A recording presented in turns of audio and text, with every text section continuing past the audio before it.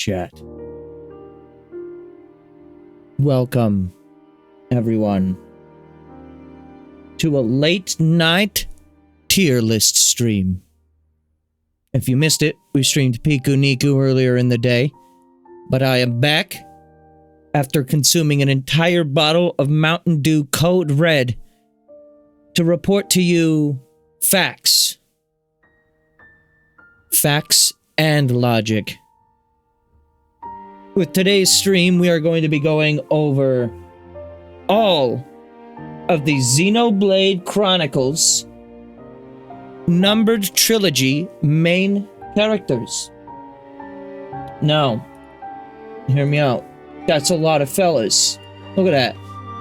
This is, no X will be in here, no Xenosaga aside from, Cosmos, and I think Telos is, yeah, she's on here too, because of, Blades and Xenoblade 2. But otherwise, this is all the main cast, and pretty much anyone who's voiced in a cutscene, from what I can tell, seems to be on this list in some shape or fashion, whether they're super major, main characters like Melia, and as unimportant as someone like this fucking guy who I think is Monica's assistant, who I don't even remember his name, in Xenoblade 3. The music playlist that we have going is procured by yours truly. However, I'm remiss to announce, it seems Xenoblade 3's music just got nuked off the face of the earth. Like there's a few songs that you can find individually that people have uploaded, but I guess the main channels who uploaded the soundtrack when it first came out must have gotten DMCA striked or something, because I can't find a YouTube playlist of individual uploads of all the music. You can still find, like, the full soundtrack compiled online, but you can't find individual songs, and for the purpose of this list, I want it to be able to shuffle between the different games, so unfortunately, no Xenoblade 3 music. Sorry, I love 3's soundtrack, and might even be my favorite. It's either 3 or 2 for me, but I mean, they're also all good, so there's that as well. But I have no idea how much time I'm going to be spending on all of this. All I do know is that there's a lot to go over.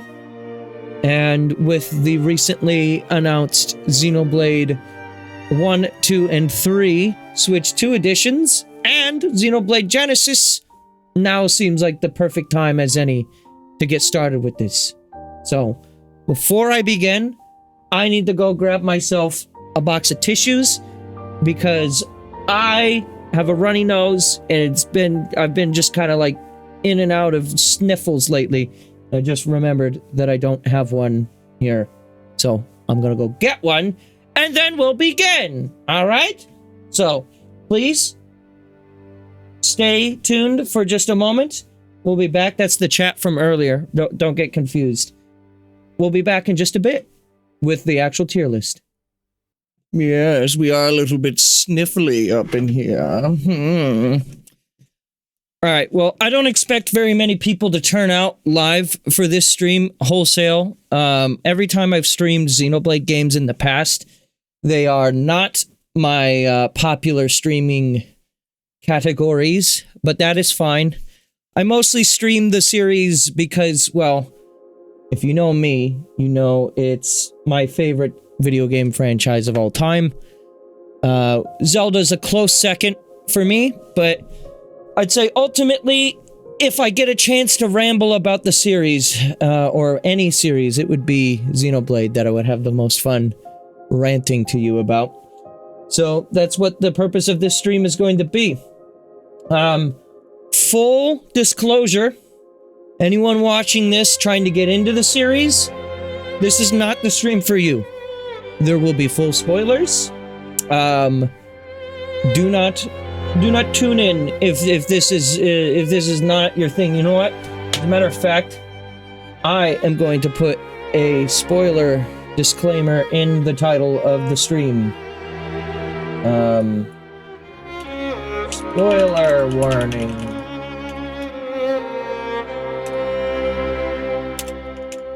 gonna do ranking, all numbered Xenoblade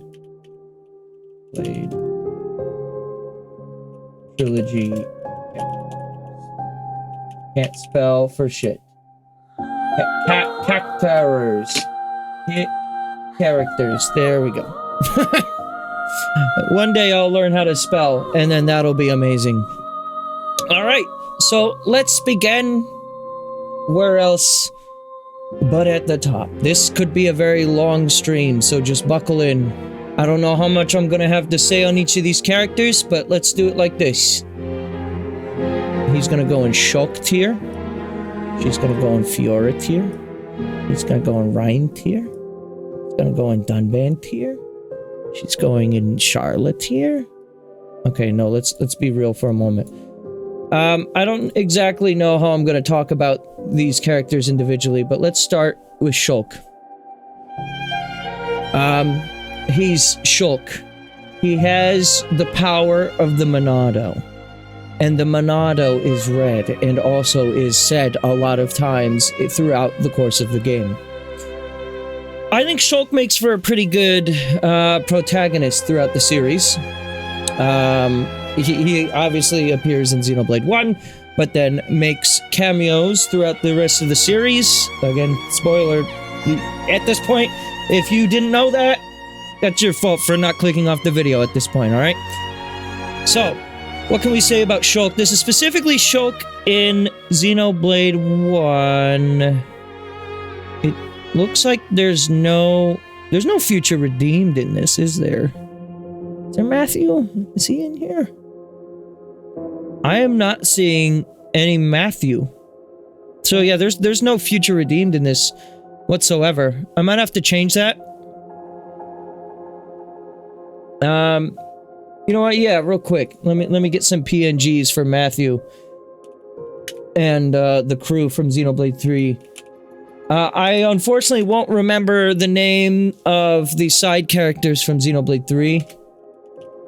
Here, let's try Xenoblade 3 Matthew.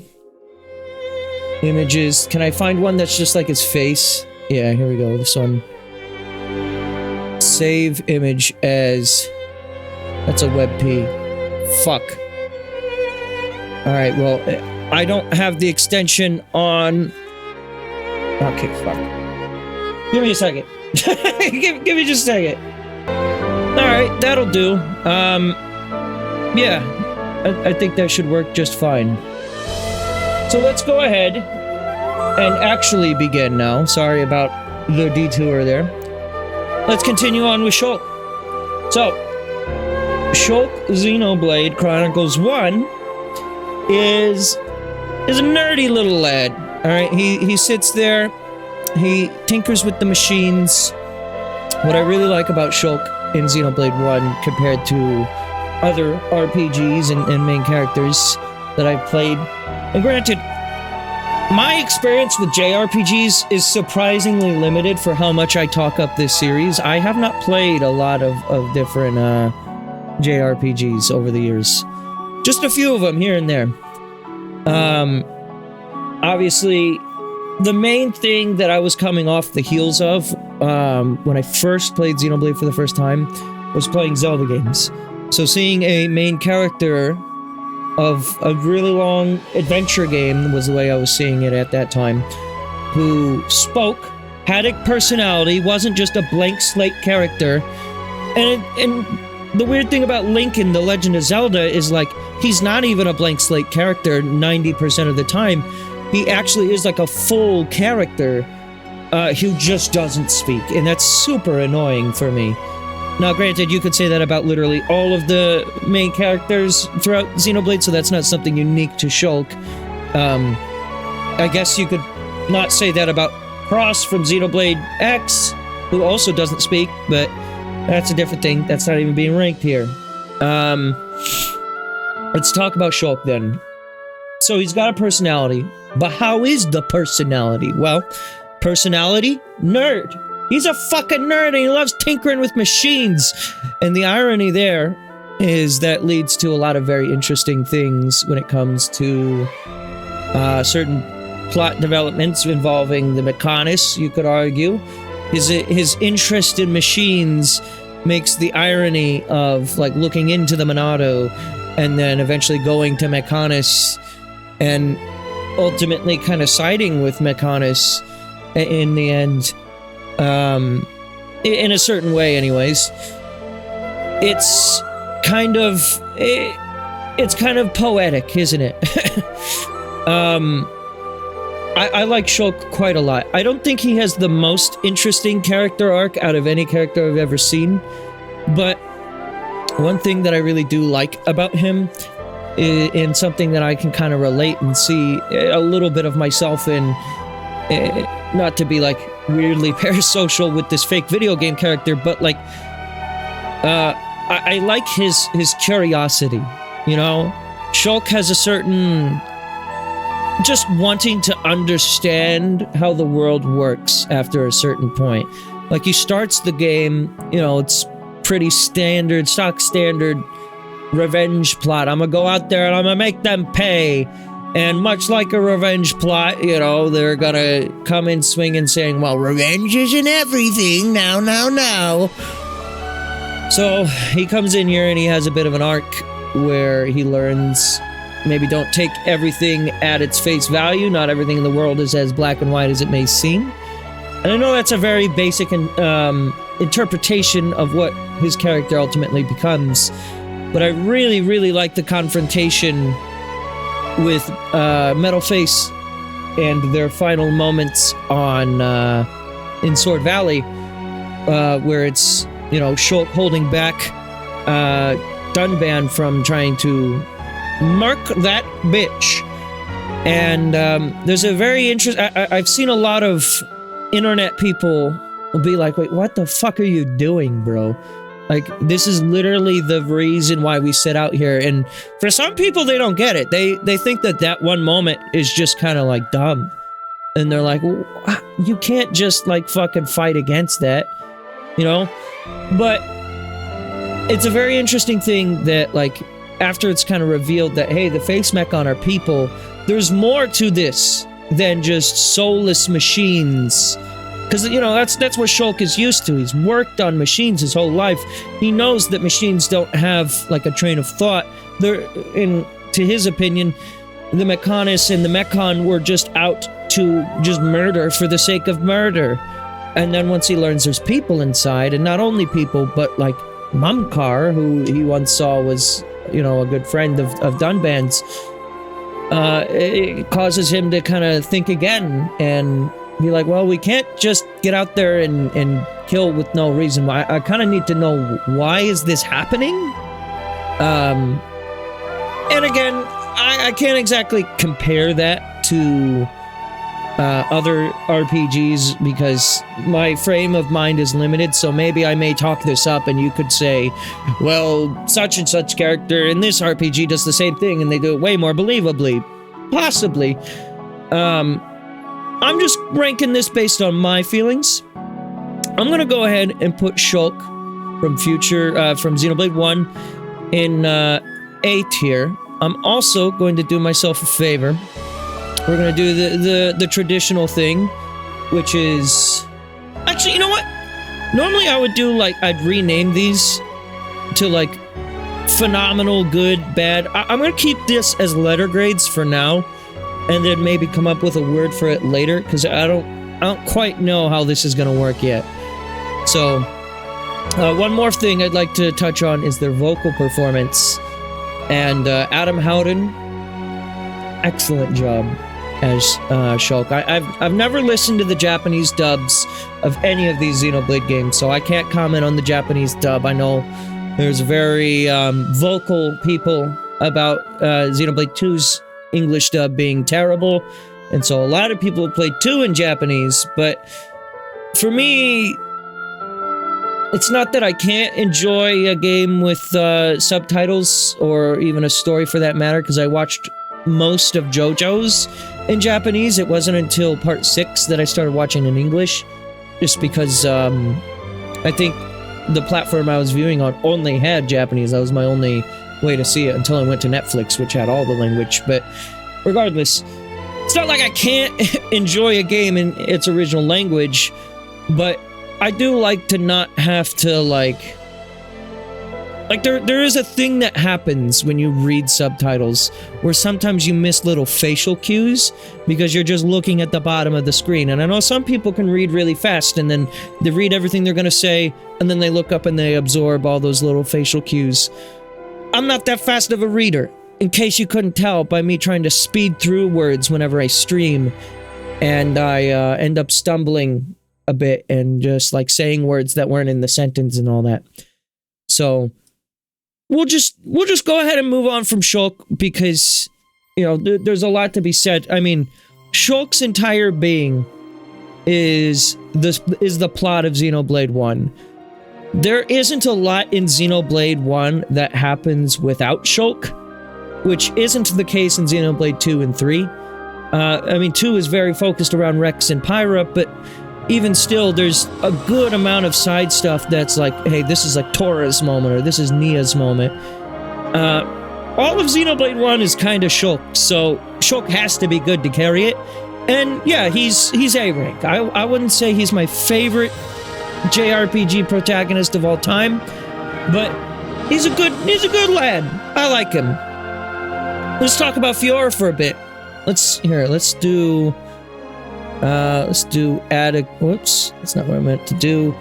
Add row below. We're gonna do apparently ranking in case I have to drag them up. Alright. Okay, let's do one of the best characters ever written.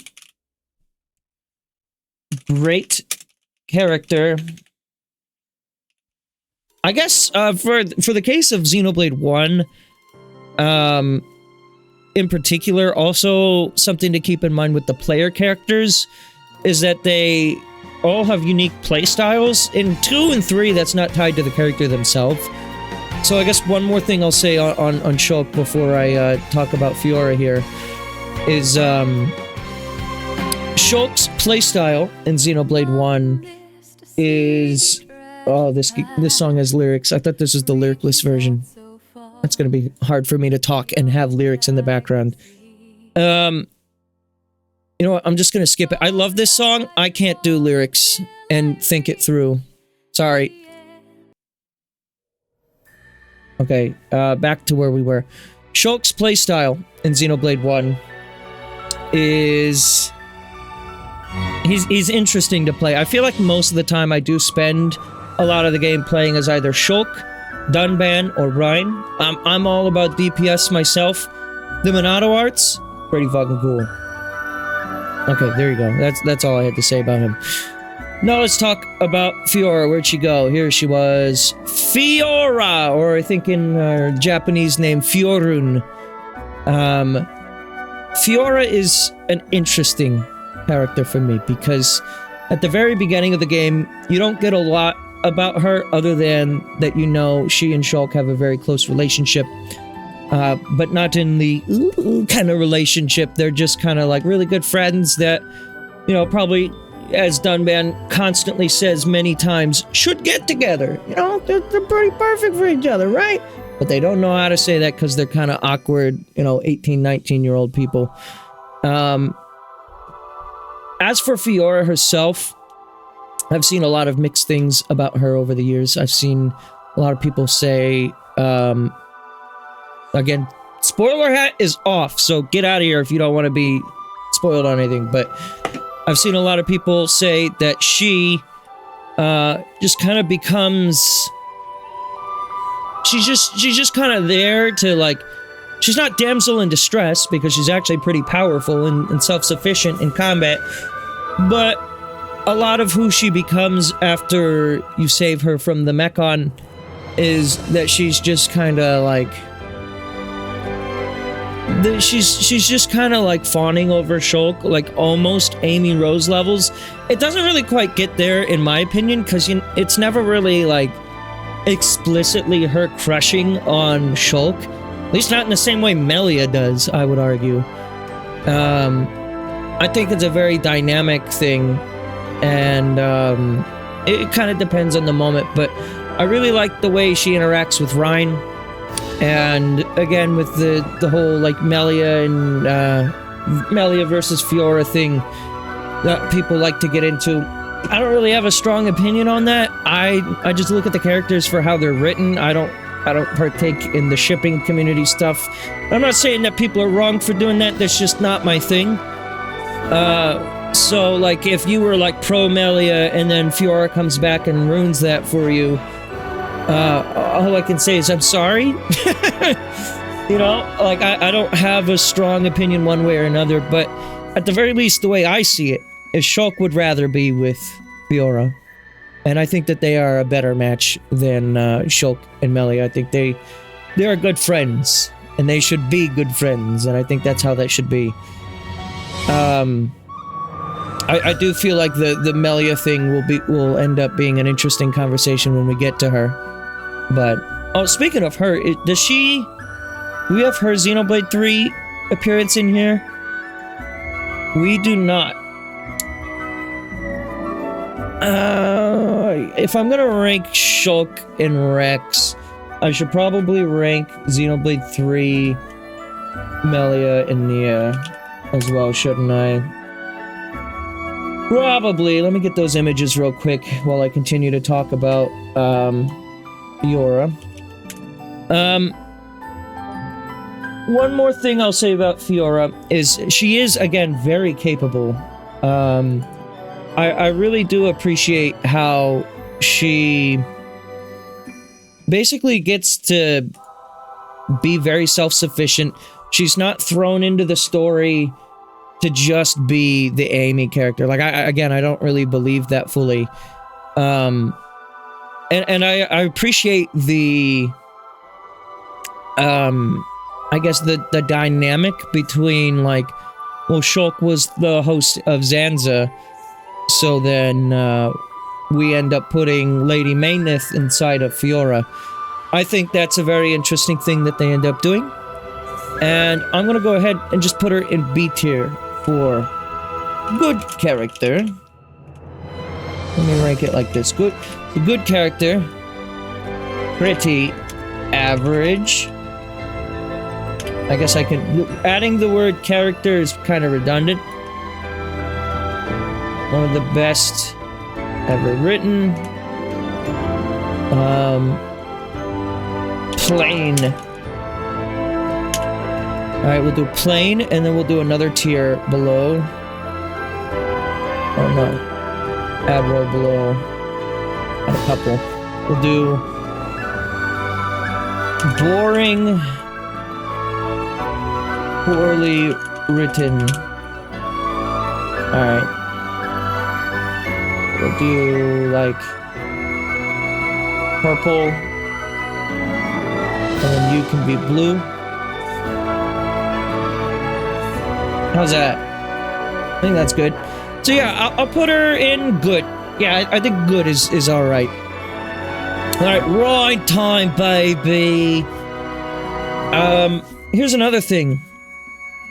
With Ryan, specifically. This is a problem with Xenoblade 1 in general. Is, like I said before, the story of Xenoblade 1 is very written around Shulk. And you really see this, and it kind of suffers a bit with the main cast. So, like, Ryan has a couple of good moments early on, but once the party kind of starts to fill out a bit, they don't really spend a lot of time developing anyone outside of Shulk and Fiora. So, I love Ryan. I love his meme quotes. I'm half tempted to put a category for meme character. You know, I will. I'll put, we'll do light green. Or no, we'll do add row below. We'll do meme character. I like them, though. Alright, and then we'll do this with light green. How's that? Alright, that's where Ryan's gonna go. I I guess because there's so much here, I probably shouldn't spend too much time talking about each individual character and like what their whole arc is, right? Otherwise, we're gonna literally be here forever, right? But one thing that I'll say about Ryan is he doesn't get enough time in the spotlight. There's early game, he's really important. You know, after the attack on Colony 9, he's pretty much all Shulk has to like lean on, and he's a really good friend for that. I love Ryan's character, and I love how Jay Taylor kind of has like the bumbling oaf idiot friend, but he's not like dumb as rocks. Like he's himbo, but he's not like forced like Lance is. Like Lance is a little bit forced himbo in my opinion. And I like it. I like Lance, but delete that one. I think, yeah, I think he could be better. I wish they spent more time on Ryan. I mean, the heart-to-hearts do a lot of carrying for many of these characters. If you're just looking at the main story, you know, in that case, then yeah, I mean, everyone from Xenoblade 1 would go here, right? Dunban would go there. But when you also consider the heart-to-hearts and how that can develop characters, okay, you get a little bit more with Ryan there. Like I said, he's a very caring person. I like his dynamic with Charlotte quite a lot. And in general, I like his memes. I like a ride time, baby. But ultimately, much like with many of the main cast of Xenoblade 1, he doesn't amount to a whole lot. And that's, I think that's important to note for someone who's like a main character like this. So let's talk about Charla then. Again, I think I need to start rapid firing these, otherwise this is gonna be like an 8-hour stream. Charla, or otherwise known as Charles, as I like to call her, is Gun Tifa. Also is another name that I have for her. Gun Tifa is...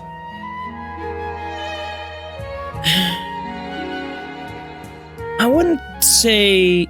Oh, you know what? I figured out which category is missing. I didn't have average. Where did average go? Alright, hang on. This needs to be... We need to do, like, purple here, and then, like, maybe move it down. It doesn't mean that they're bad if it's purple. Maybe I need to redo the colors here. We need to add row below here for... average. Alright. I still feel like the fact that S tier is always red is still weird to me. Here, we're gonna do this the opposite. Blue is my S tier, okay?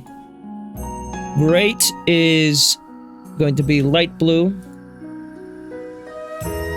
Good is this color here, which also is light blue, I would argue. Then we'll put average on green, plain on light green. No, I feel like that should be yellow. Boring should definitely be like orange. Oh, come on, orange. And then poorly written, red. And then meme character, yeah, that works for me. Okay, colors have now been situated. Yeah, so Charla, I would argue, isn't plain, she's average. And by that I mean, she does her purpose well in the story. Again, she doesn't have a lot going for her, outside of, like, she's introduced, she's very relevant when she's introduced, and then she's just sidelined up until McConaughey's Field. Like, there's a couple of scenes where, like, okay, she heals Melia with the shot rifle. She has, I guess, the scene after Prison Island where she's telling Melia that she's on her side, which, again, for me, just feels like a very weird scene. Because, like, anything relationship, like, shipping dynamics in Xenoblade 1, to me, it just doesn't land. I don't know if that's just, again, me not being into the shipping thing, or if it's more just something about it isn't quite written as well as I would hope. But when Sharla is like, I'm on your side, Melia, I kind of roll my eyes at that moment. Like, I see what they're doing, but like literally that comes after Shulk has discovered Fiora is alive. Like, after the game deliberately set up the beginning of the game to make you be like, okay, these two have something like really close and special going on. And then like Melia like kind of barely knows Shulk, so it just feels weird. It feels like dirty to me. I don't know. Not in like a ooh cringe, this is poor writing kind of way, but just in a I just get to that part of the game and I'm like, okay, sure, yeah, all right. So I would call her average, beyond the fact that she doesn't have a lot of going on beyond. I mean, her story with Gato, I'll bump her up to good, bottom of good maybe, because her story with Gato is touching, and I respect that about her. And she's otherwise a pretty strong female lead. I just, I guess I like other female protagonists across the series more. Yeah, no, I'm gonna put her on average. Average. She's good. There are other female characters I like more, but there are others I like less. So, yeah, okay. You know what? I'm debating even putting her maybe down in plain. Here's the other thing. I have not replayed any of these Xenoblade games since the last time you saw me stream them. So, in the case of, like, Sharla, like Sharla specifically, like, if there's, like, more dynamic, interesting things happening in, like, the heart-to-hearts I don't remember shit about. Alright, I'll just be honest. Like, I remember a few of them, like the one where Ricky tries to suggest he wants to adopt Shulk, but beyond that, I don't really remember a lot about them, so I can't say if she's better or worse with those in mind. I just remember mostly her. You know what? If anything, Sharla ends up being more the Amy Rose of this, where she's fawning over Ryan for a lot of the game. Because, like, immediately upon her getting introduced to the party, she's like, oh man, you remind me of my dead husband Gato, which, as far as she knows, at that moment, he's dead, right? But, like, again, the shipping stuff, it's weird for me in Xenoblade 1. It doesn't just gel with me. I'm not saying it's bad. I'm not saying those who like it should fucking try to throw me in the gulags, but that's just my opinion. There may be many tier lists out there in the world, but this one's mine, okay? Alright? Let's go ahead and talk about Dun Dun for a moment. Now, for those who don't know, Dunban may or may not be my favorite character in Xenoblade 1. I find it very interesting how the game starts you as Dunban, Dixon, and Mumkar. Obviously, you're only playing as Dunban, but he's built up to be this great legendary hero.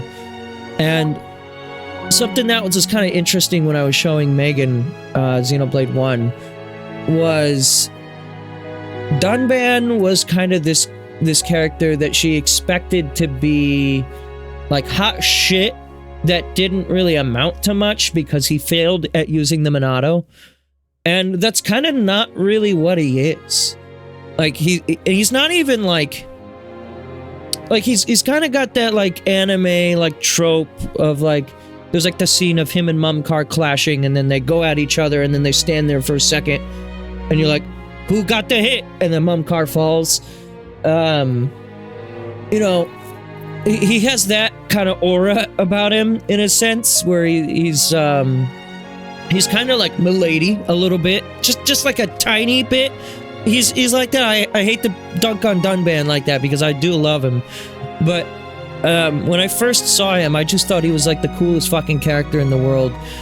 And what I really like about him is just you can really see the maturity of Dunban throughout the series. Because, like, I'm used to, at this point, most of the Xenoblade protags being, like, teenagers slash kids. Or at the very least, like, very young people. Like, Dunban is a man in his 30s, I think? Hang on, I can verify that. Dunban, age 30 years old, according, that's AI. Hang on, I don't trust that. According to the Nintendo fandom, he is 30 years old on the dot. Okay. I know the AI was right this time, but I never trust I never trust the first thing the AI tells me. I'm just, at this point, I'm still used to just seeing the top answer on Google, which used to not really be like AI, like LLM stuff. And now it is, and so I'm like, wait a minute, let's do a little more digging. But yeah, I really enjoy Dunban and how he kind of grounds the party. I mean, even though Ricky is older than him, and so too is Melia, he is definitely, like, the more, like, wise in his years. You know, he's calm, collected, and, he's got his shit figured out. And I like that a lot about it, because he's not the party leader, because that's Shulk, right? But he definitely, you could see how he was once the leader of that squadron in the Battle of Sword Valley. And then you can also just see how wise he is. That's just something I like about him a lot. I'm gonna put him at one of the best ever written. I will say, you know what? No, I'm gonna put him in great. And here's why. Because once again, it just kind of suffers. I don't know if any Xenoblade 1 character will fall under one of the best underwritten. Maybe one of the villains, but we'll get there when we get there. I need to turn this down a little bit more. Sorry. One thing is, I feel like I'm saying the word a lot here. I need to take a break and think my thoughts through rather than just umming and ahhing my way through this conversation. Let's see. Let me just take a moment. Breathe. Breathe, Gabe. Remember, it's all chill. It's all chill. No one's going to find you cringe except maybe your mom. If your mom clicks on this stream, she hates you, by the way. Okay. Dunban. Here's what I'm gonna. Here's why I will say he is not the best written. Is, once again, comes down to mainly, as for the main cast, Dunban doesn't get enough spotlight. He does, I would argue, get more spotlight than maybe any of the other side characters outside of Fiora, just because of his connection to both Shulk and Fiora, right? And also the connection to the Monado, and his connection to Dixon, who's relevant, and Mumkar, who's relevant, and his inclusion at the beginning of Sword Valley. So he's like, for the main party, he's the closest to getting into that category. But again, I don't think anyone in Xenoblade 1 gets into one of the best characters ever written. There's other really great elements of Xenoblade 1 that I love. The characters are all conglomerately great, I would argue, but it's the overall narrative and the overall plot and the world design and the music that really sells me, and the gameplay that sells me into Xenoblade 1 the most. As we'll come to find with 2, a lot of characters in 2 are gonna probably be in this category. And maybe a couple will show up here for 3 too. But like 2's character writing, bam, that's where they put their focus in, I feel, because it's phenomenal. Xenoblade 1, some characters fall to the wayside, unfortunately. Like our good friend Hero Pon Ricky. This is actually the main character. If anyone's watching this and ignored the spoiler warning and has never heard of Xenoblade, this is the main character. Xenoblade Ricky, that's his name. First name Xenoblade, last name Ricky, middle name Chronicles. Here's the thing. He's kind of a meme character because of the voice that I like to do. But also, he's comic relief, but not in the same way Ryan is. He's kind of like the cutesy character, but he's not like... It's not like a baby character being inserted into a movie, like an animated movie, just because, aw, babies are cute. Like, Ricky has a little bit more going on for him than that. My issue... Ricky is the character that suffers the most from the issue I keep coming back to with the Xenoblade 1 cast being too much focused on Shulk and not enough of the side characters. Ricky becomes completely irrelevant after Magna Forest, aside from a single scene with Dunban and Melia on the Fallen Arm. So, unfortunately, I love Ricky. Out of the 3 main Nopon that like follow, or I guess 4 because Xenoblade 3 has 2. Out of the 3 main Nopon that follow you around, I would argue Ricky is the most underdeveloped. I wonder if I should have a category for like underdeveloped. Like, it's not poorly written. What happened there? Okay, we need to do add row below. Underdeveloped. Oh, can we do this wider? I don't like that under... There we go. That works. Underdeveloped. That's where Ricky is. Now, what's kind of interesting, though, is also... They kind of make up for Ricky's underdevelopment throughout the rest of the series. Like, he's kind of there. He exists. You laugh at him a couple of times whenever he does have, like, a one-liner in the middle of a cutscene in Xenoblade 1.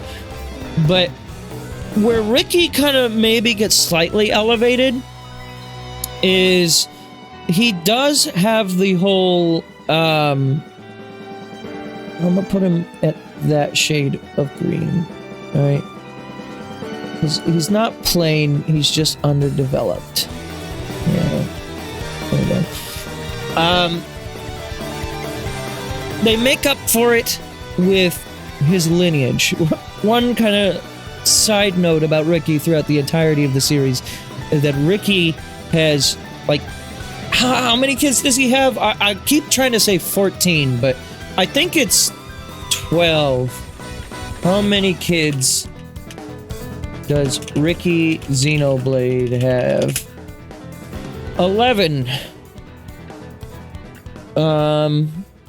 That's what the AI says. Xenoblade Wiki says at least 6. GameFAQs says 14.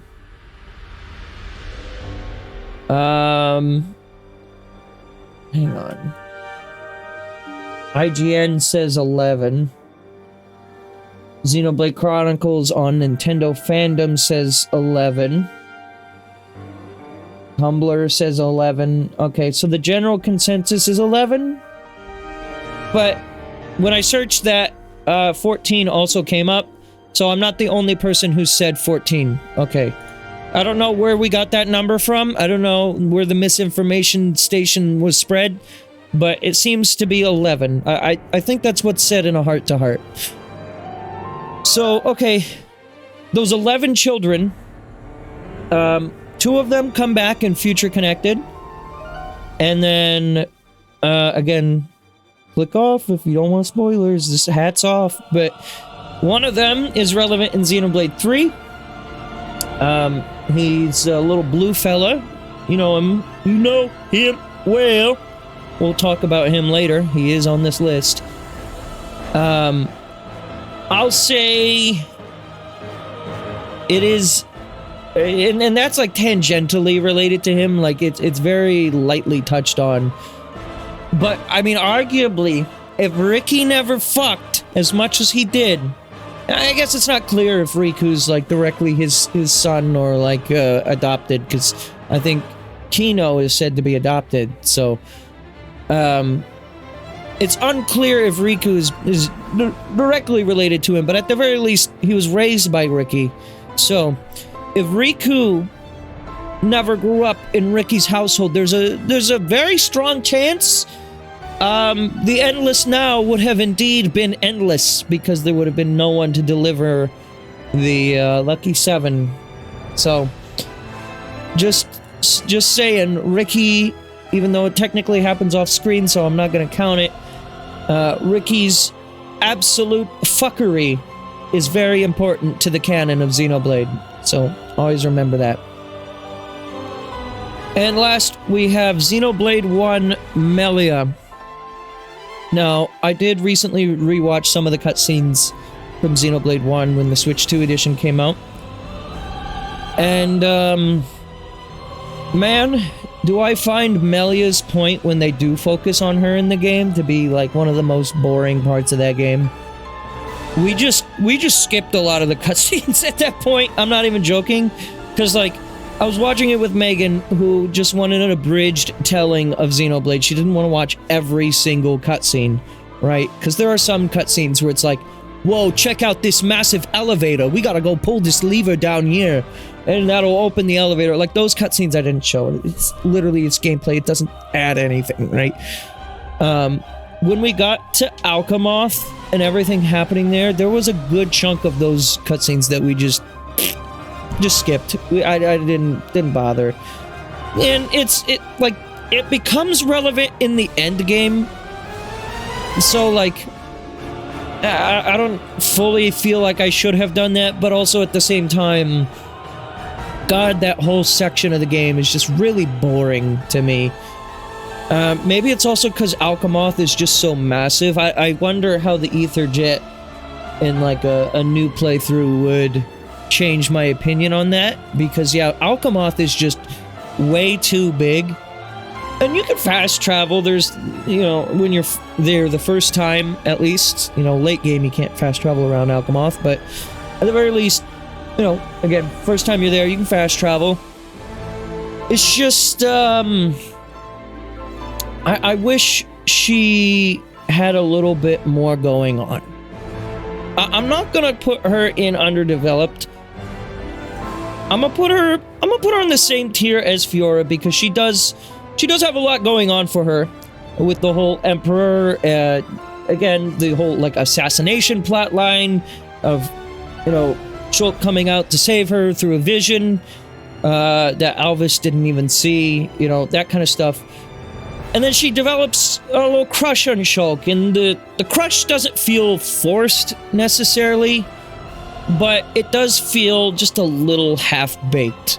Like, again, like I said earlier, with the whole Charla coming out and being like, I'm on your side, Melia, after they learn Fiora is alive.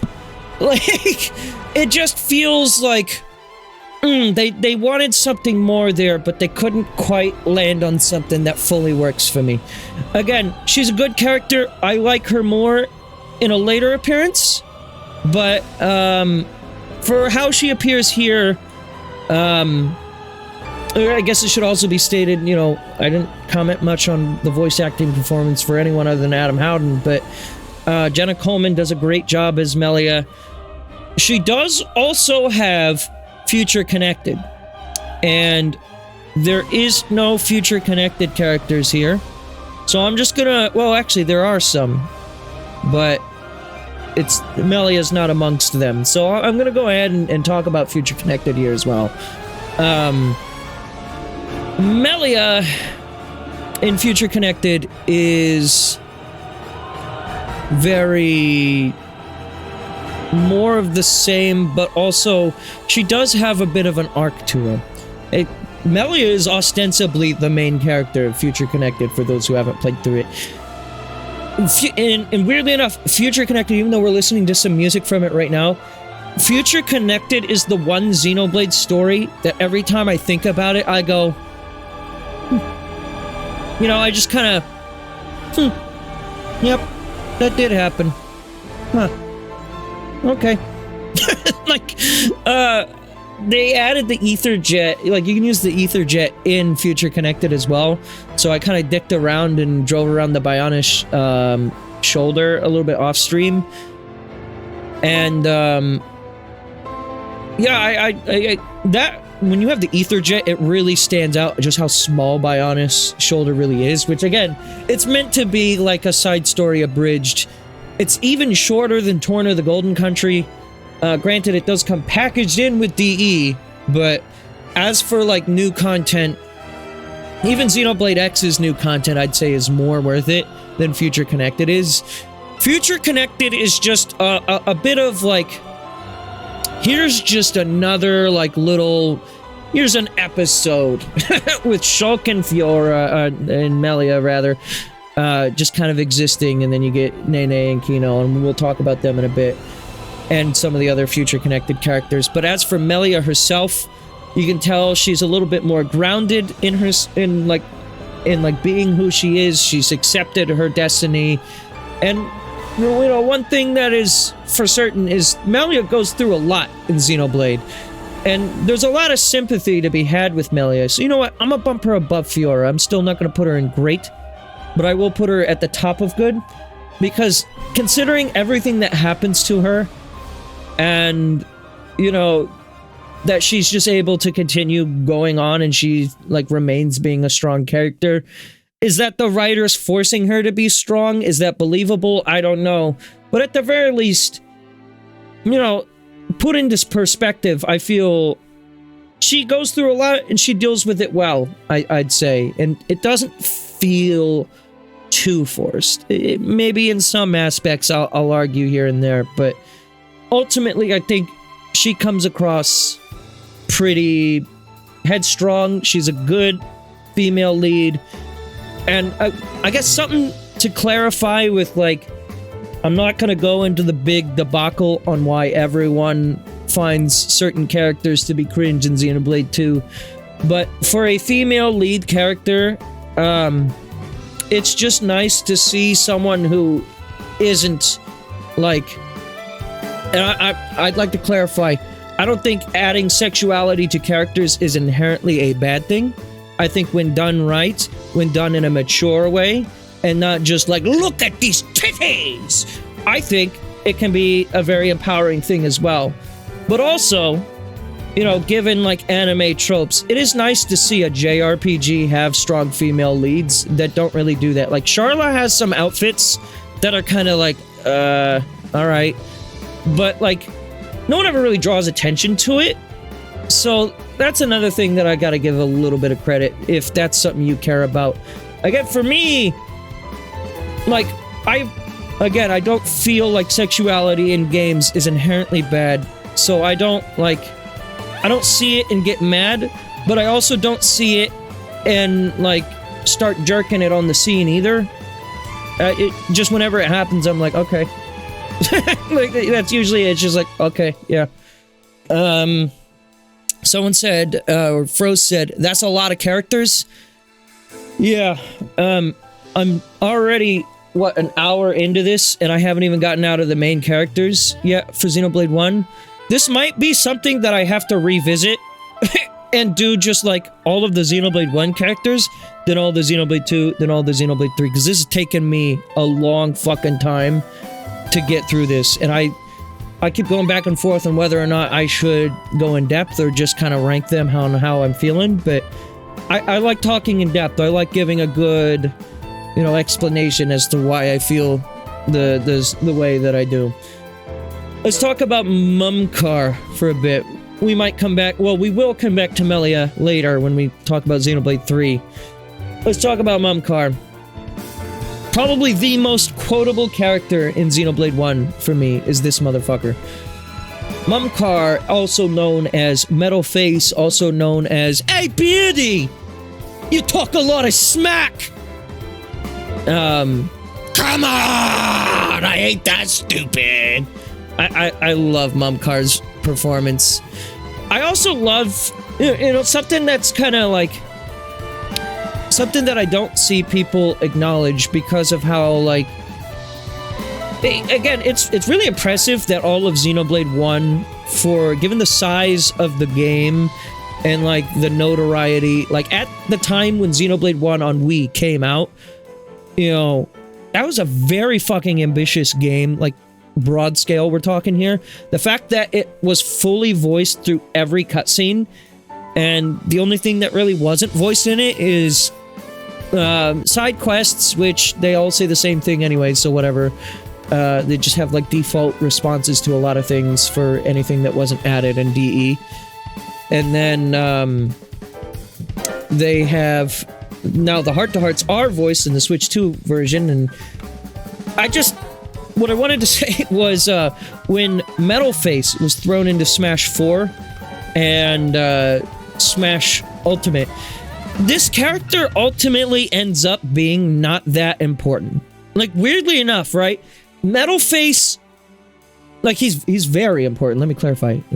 Misspeaking a little bit here, but, like, he's what set Shulk and crew on the adventure. If Metalface and co never attacked Colony 9, Shulk would still be just back at home studying the Monado. He wouldn't be doing shit with it, right? But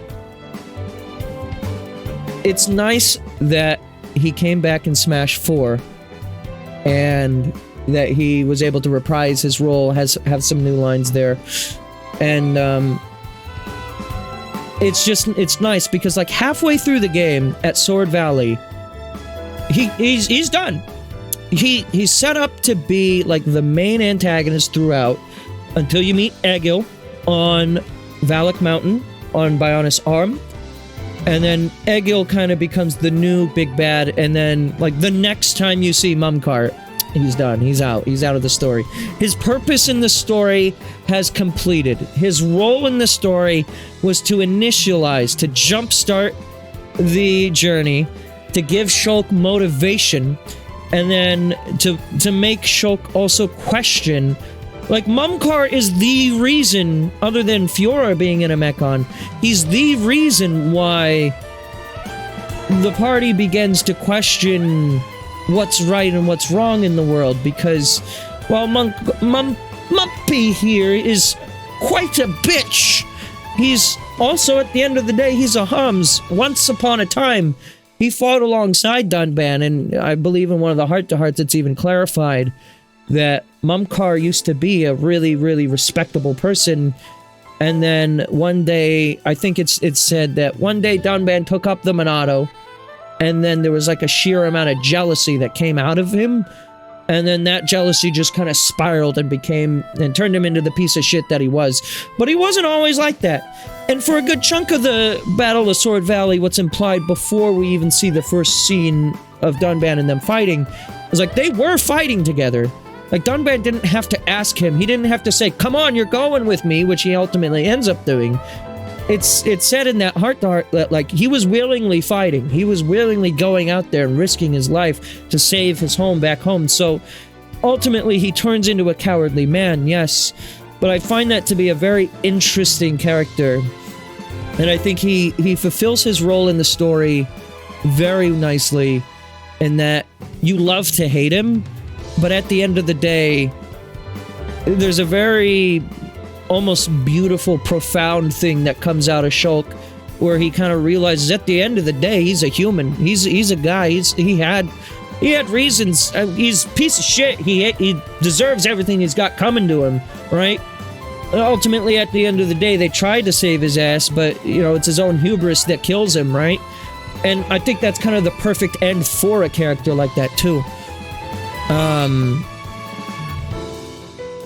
But yeah, like, after you are introduced to the faces, with, like, Zord speaking for the first time, which we'll get to him in a bit,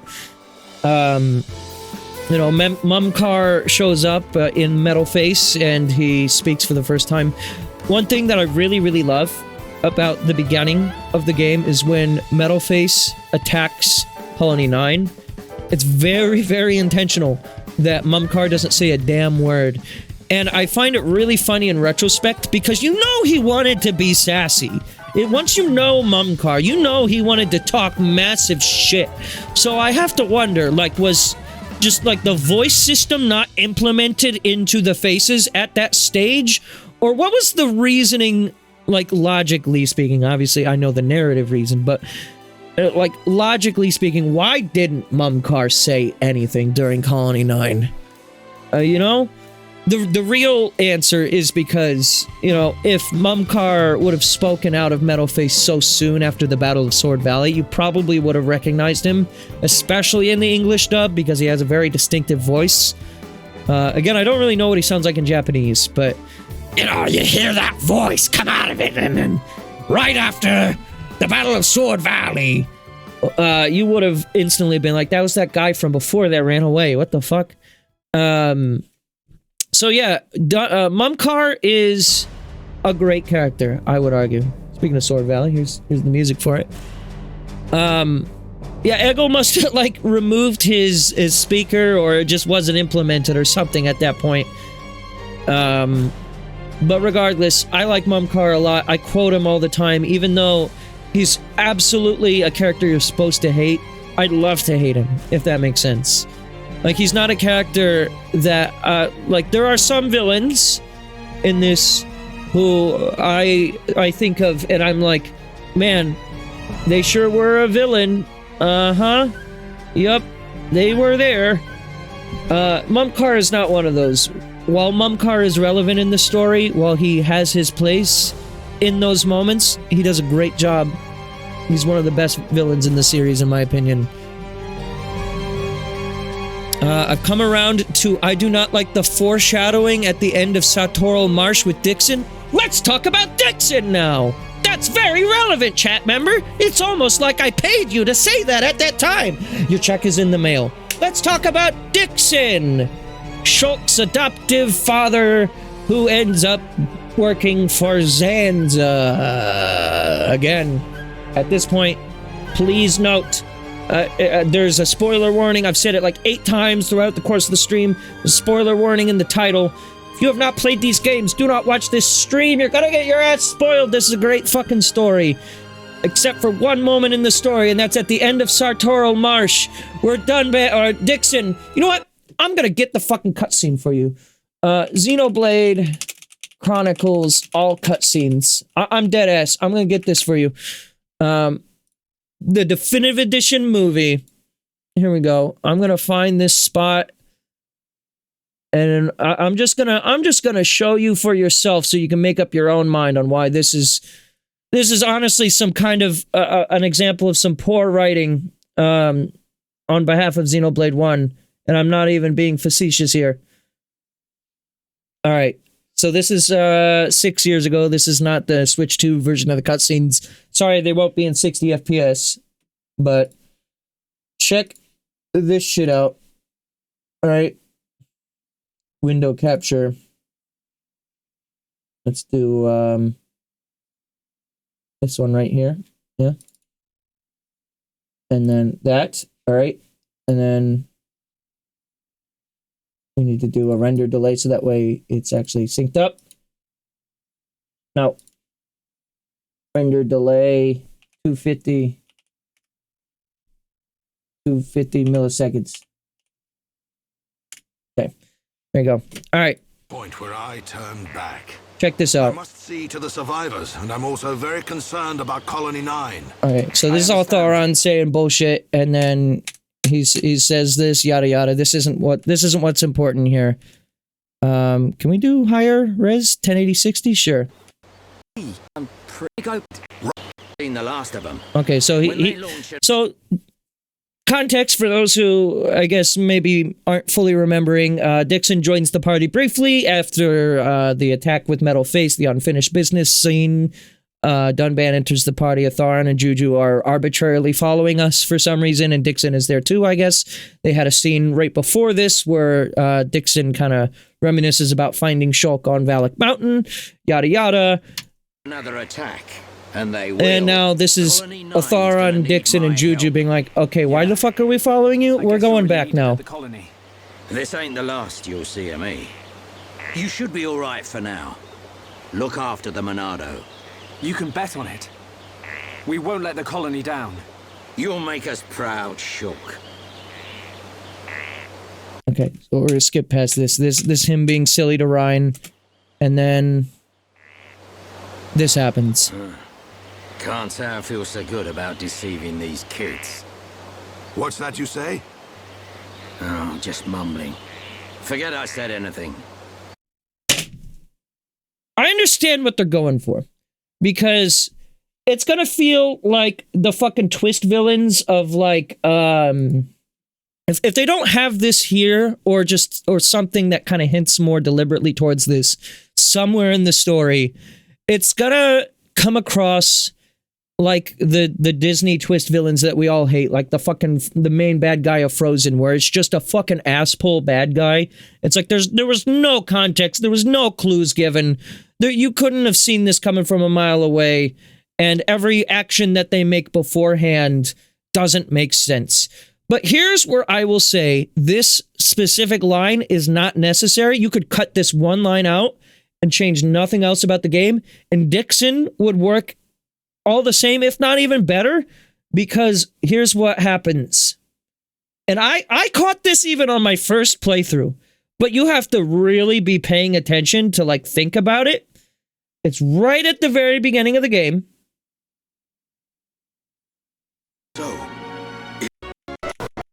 Let me back up a little bit here. Let me back up here. So this is right at the beginning. Shulk is entering the lab for the first time. They crash the mobile artillery into a house. Right, how long have you been on the force? Dixon! Not showing the video. Whoops. When did you get back to Colony There you 9? go. Just now. I see you've been busy. Looks like your Monado The research is on the backside of these papers. I don't know has why. been going well. I made the right choice leaving you in charge. Your research notes really helped. Check this out right here. So you can activate it now then. That look that he gives right there. That is actually, believe it or not, it's intended to be subtle foreshadowing for Dixon's true ambitions. He's like, so you can activate it now then, can you? He's you know, the whole time Dixon has been raising Shulk to learn how to use the Monado. That's his whole fucking purpose that Zanza put him on this fucking green Bionis to do. You know? So he's, you know, slowly kind of edging him towards, you know, or nudging him towards, you know, making that discovery for himself. It's even a little more apparent in the Wii version, because I feel like there's like a very eerie kind of like glow to the lighting in the Wii version, where and like the face kind of morphs in a really weird way, where it's like, so you can activate it now then. And he has like a very like a 2-frame smirk before the camera cuts away to this shot of Shulk. So yeah, that's just Dixon. If it wasn't for that one line in Satoral Marsh, I would argue Dixon might be the best example of a twist villain. Zanza works better as a twist villain, in my opinion, but we'll get to that when we get to that. Regardless, yeah, on the 3DS, he has that smirk too. So, because the 3DS is largely just the Wii version, just textures downscaled and resolution changes. But other than that, if maybe he was less direct about it, or maybe said something else in that moment right at the end of Satoral Marsh that kind of signifies that maybe there's a little more going on with Dixon. And there's a few more hints with Dixon later on, like you have the scene when you first get to Sword Valley, and it's kind of suspicious that Dixon is waiting there for you, right? And Alvis ends up going with him and flying back to the capital. But I think he has another moment there where it's arguably like it's Dixon being sus. They're hinting at it, but I think it's a little less direct than the Satoral Marsh example. And I think if the Satoral Marsh thing hadn't happened, it would be a lot more subtle. Because the Satoral Marsh thing is so damn on the nose, like, when that line happens, you're like, Dixon, what the fuck are you talking about, bro? But without that line, he goes, things are getting pretty interesting. And I like that line a lot. Again, if the Satoral Marsh thing wasn't there, that would be like, I think that would be a really good execution of like, Dixon's up to something, but it's still kind of missable. But if you have it in the back of your mind, like, no, I remember him being weird at Satoral Marsh. It is a long stretch of game from Satoral Marsh to that scene. If I'm not mistaken, I think that is the very next time you see Dixon. Like, you don't see him that entire time between then. I could be wrong. I'm not too sure, but I'm pretty sure that's the case. So, like, that's the most recent thing on your mind regarding Dixon. And even though it was like 20, 30 hours ago, you're like, hey, what the fuck was that about, bro? Yeah, you exit the mines, he joins the party, then you go through Satoral Marsh, and then he's out, you know, up until Sword Valley. And then he says that, and then Dixon's kind of relevant to the upbringing of the army for the Battle of Sword Valley, yada, yada. Anyways, all that to say, I do like Dixon's character quite a lot. I don't think he's the worst twist villain. He's I'm gonna put him in good. He's a good villain at the end of the day because it's really just that one line that kind of fucks it up. Other than that, I think everything else that Dixon has going for him is really strong. I do find it, I don't know if it's a plot hole or what, but I find it really strange that Dixon does trading with the with like Nicole, which is the Machna like elder, I guess, at the Hidden Village. Like, you would think Nicole would know who Dixon is, being a disciple of Zanza, but okay, I don't know if that's a plot hole or maybe he does and he doesn't care, because, I mean, Dunban even directly talks to Nicole. He's like, this sword is the Monado. Doesn't that strike fear in you? And then Nicole goes, Zanza. So, like, he knows who Zanza is.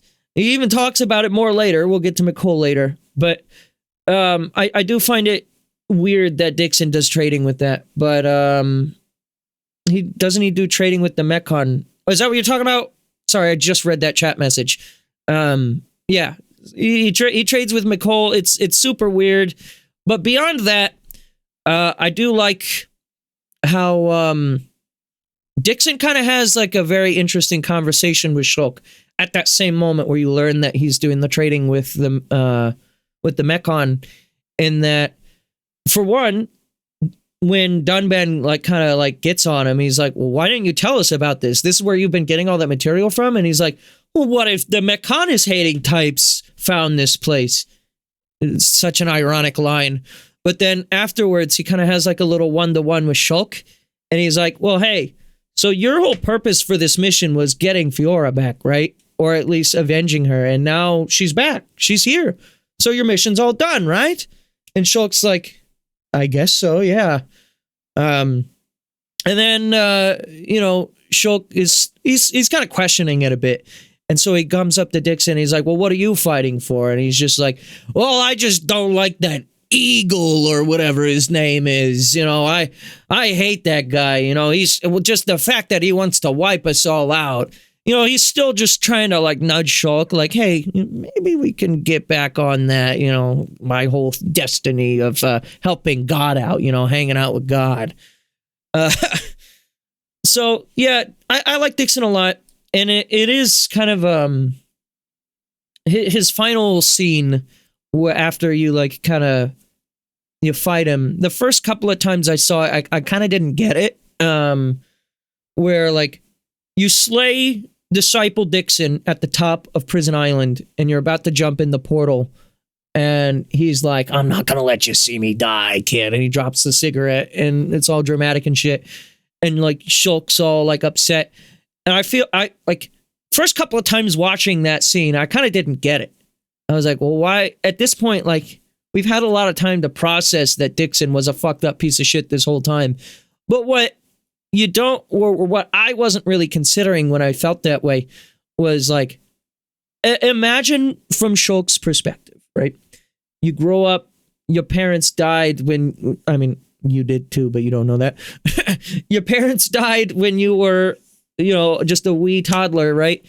And this dude comes along, and he's not genetically related to you whatsoever, but he takes you in, he takes you under his wing, and he raises you as if you are his own son. And, to have someone so close to you, like, betray you like that, and, like, even if you are able to get over, you've kind of had your moment to realize, okay, he's a piece of shit. Once it's all said and done with, you're like, fuck. That was, like, ostensibly, that was my dad. Like, fuck. So, yeah, that moment does, like, on further rewatches, like when I most recently rewatched that scene, it did kind of hit a little harder. I was like, man, it does kind of fucking suck. And, like, Dixon taught him everything that he knows. So if it wasn't for Dixon, where would Shulk be, right? I mean, dead. Right? But ostensibly, like, if someone else found him, in Shulk's mind, if someone else had found him and didn't take them in, like, where would Shulk be? He'd probably be a completely different person, right? Which isn't what Zanza would want, but that's beside the point. Let's move on from Dixon and bring the music back. So, that's all I have to say about Dixon. I'm gonna put him, he's in the good category. I don't think he's, like, he's like here, I'd say. He's a little better than Fiora, I'd say. Zord. Feels like a fly bit me! Alright, moving on. Callian. No, we'll talk about Zord. So, here's a question that I'd like to throw to the chat. I'm pretty sure I've asked this question when I stream Xenoblade, and maybe even other times as well. But at the end of Xenoblade 1, right before the battle with Dixon, you get a cutscene where, while you're on Prison Island, everyone's back at Colony 6 fighting Telethia, and there's a face mechon that comes out and saves Juju, and at the very least has the same voice actor as Zord. Now, I don't know about the Japanese dub, I haven't listened to the Japanese dub, but at the very least, he has that very distinct Cockney voice. It is the same actor 100% in the face mechon that saves Juju there. Is that Zord, is the question. Because Zord fucking exploded, alright? Like, it's not a case of, like, maybe he, I mean, I guess it's a case of, like, how the fuck Fiora survived what happened to her, right? I guess it's just mechon technology, maybe. But, like, dude, like, exploded in an ether mine, and, like, to the point where you cannot go back to the ether mine after that explosion. Or at least that portion of the ether mine is just completely closed off for the rest of the game. You cannot go back to the very tall chamber with the, where you initially fight him. So, Zord should be dead by all metrics, yet he ends up surviving. Very weird, because there's so many of the first one. It very well could have been a wireless controlled face. I guess he could have, but here's the thing, with, like, Metal Face operating by remote and, like, Yaldabaoth working by remote, those are, like, commanders, right? Zord is ostensibly the grunt face mechon. Like, he's, I guess, more like a lieutenant, maybe, would be the ranking he would have, because, like, face mechon in and of themselves are powerful, and they tend to lead squadrons, but, like, when you get to, like, Agniratha, face mechon end up just being just, like, average Joe enemies, the mass-produced faces, which is what Zord is. He is one for one, just a brown, or a bronze mass-produced face. And it's imposing before you have unlocked the potential of the Monado, but it's still kind of an interesting thing that, what ended up being this mighty huge challenge just kind of becomes just another average Joe. Video games do this all the time, but Zord is a very interesting example of this, because after Zord, it's never, like, those mass-produced faces are never given any personality. They never say a single line for the remainder of the game. Every single mass-produced face that you fight doesn't even have, like, battle dialogue. Like, when you fight the Inquisitors that try to assassinate Melia, assassinate the party while they're in the hotel room and done by an ordered room service an hour ago, those NPCs will, like, scream in pain when you hit them. They'll go like, ah! But when you hit Zord, he'll do that too, like, after his Mechon armor, like, has been etherized and then the Monado does end up working. Which I guess is just, like, the circuitry that allowed the blood to flow through the Mechon armor just stopped working, I guess is what happened there, which is why the Monado could work on him eventually. But when you fight other mass-produced faces, they do not make any sounds. And, it is deliberately stated that they aren't being wirelessly controlled, because Metalface even makes, Mumkar even makes a joke about it. He's like, "Oh, I wonder who's inside. Who could it be? Is it Mom? Or is it Dad? Or maybe it's that special someone." Again, I quote him way too much. So, it's very interesting to me that they go down that choice. They could have given it like the Ardanian soldier from 2, where it's just like they have like generic lines that they say when you fight them, but no, they're dead fucking silent when you fight them. Mumkar could be lying, maybe, but I do think it is deliberate that, like, when Colony 6 was attacked and when Colony 9 were attacked, it wasn't just Fiora, it wasn't just, you know, Gatto that were taken from these places and turned into face Mechon. Every person who presumably died or got ate by a Mechon, or at least a good majority of them, maybe not all of them, some of them probably just died because they got like fucking shot or something, right?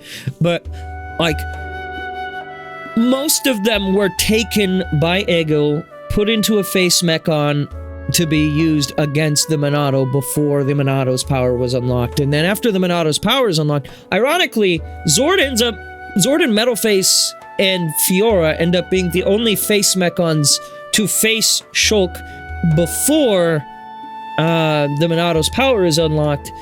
But I do think it is very intentional that, like, all of those are meant to be people. And Atharon even brings light to that at the end of the game. He's like, they're people, just like us, and now they're fighting on our side. You know? But, yeah, I'm as for Zord himself, he's just kind of, he's a little bit underdeveloped, but I'm gonna bump him into good, bottom most of good. He's kind of meme character. You know what? I'm gonna put him in meme character. I like them though, because yeah, he's a little underdeveloped. He doesn't really amount to much. I mean, he's important. Like, again, without the whole Zord thing, I think the story would have like a weird, like, lull in the middle of Gower Plain. So he comes in at a good time. And gives a very interesting plotline, I feel, for Colony 6, even if I don't end up liking the Ether Mines as an area all that much. I think his story relevance is important. You know what? I'm gonna bump him up to good. He is a meme character, but I'm gonna put him in... Yeah, I'm gonna put him in good. He serves his purpose. I'm gonna put him below Fiora. He serves his purpose well. He enters and then exits the story. He's not meant to be, like, anything special. Like, even Mumkar, who ultimately ends up being unimportant. Like, Zord is just supposed to be a stepping stone towards... Because, I mean, you fight Zord, you beat him, and then immediately after you get out of the mines, like, literally, there's not even a segment of gameplay. It's cutscene straight into another cutscene. Bam, it's Metalface. He's here with like 6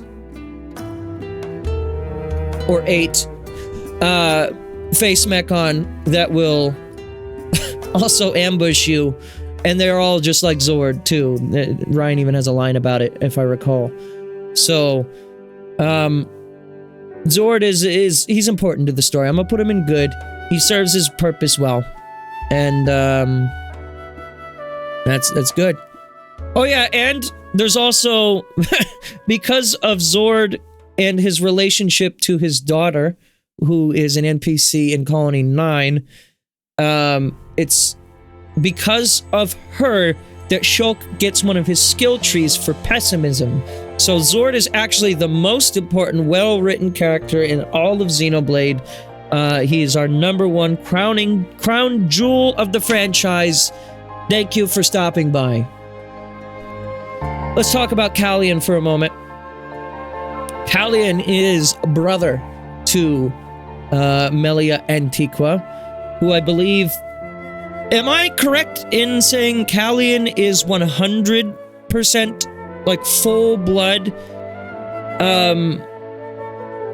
Hyentia, or is he like I know part of what Melia's plotline is in the game is that the Empire of Alchemoth is trying to dilute the pure gene of the Hyentia, like turning into Telethia thing.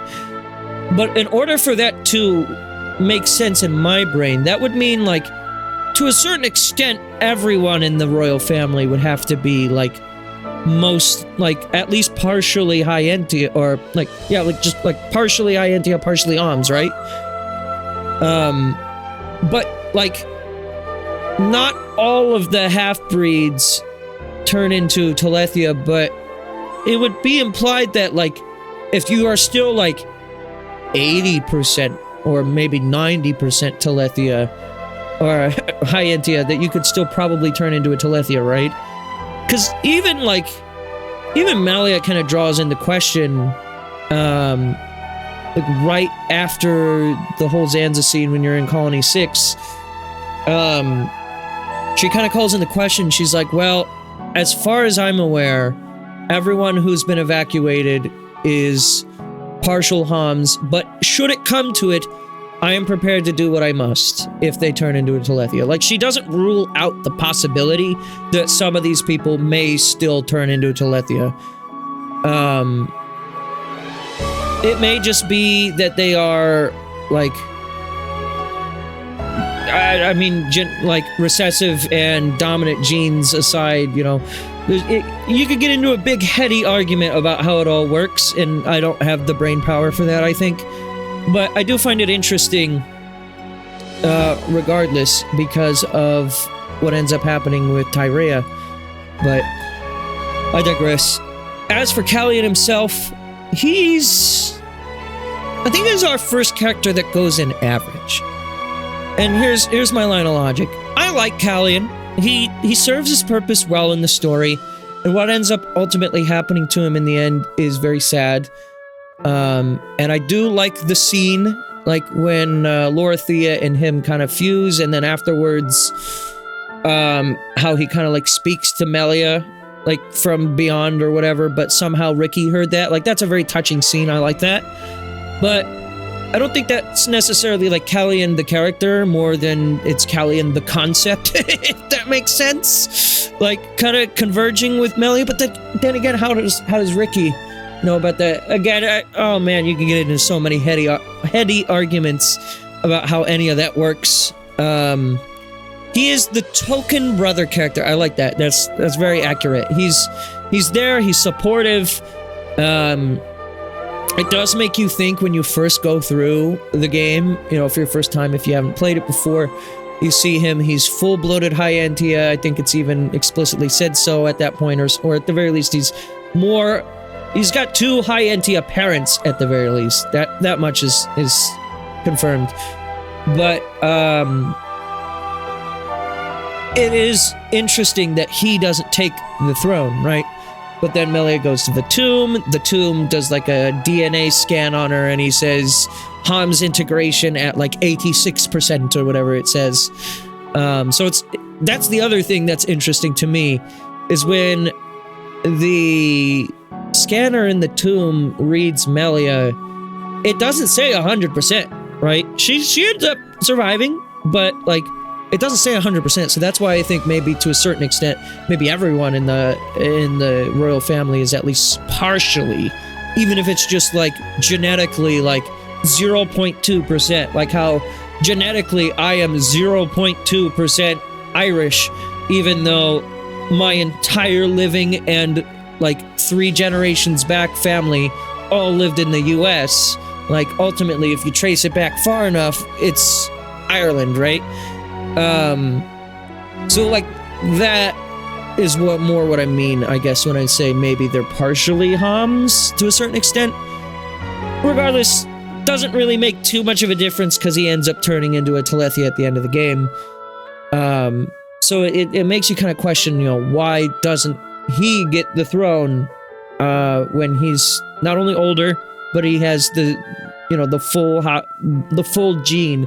In any other fantasy game, it would turn into a racism plotline, which it does kind of. But like the brother would be like jealous, and even Xenoblade 2 does this in Torna actually. But like the brother becomes jealous because he's not, because like the person up for the throne isn't full-blooded, but like Callian remains supportive throughout, and I think that's kind of refreshing because, I mean, yeah, I was gonna say Yatsunori Mitsuda, that's the composer. Tetsuya Takahashi does like to reuse concepts and characters all the time. That's why you'll see many parallels where you're like, this character is just like this other character and yada yada. So like the fact that in Xenoblade 1 he does the trope of like, no, it's the supportive brother, but in Xenoblade 2 Torna, I forget his name, it's he's probably on here, yeah, this guy, he's like unsupportive of Adam getting the throne, right? Whereas Callian's like, he's there for it. Callian knows the lore, but that's the thing with him and the Emperor both that I kind of don't like. I feel like a lot of this game's story is meant to be like wow factor in the moment, but there's a couple of things throughout. It's like, wait, why wouldn't you just say that? Like, why wouldn't they explain to Melia the Telethia gene thing? Because Callian and every other main high Entia seems to know what's going on. Lorthia knows about it. Callian knows about it. I presume I think it's safe to presume the Emperor knows about it, right? Why doesn't Melia know about the Telethia gene until, like, it happens?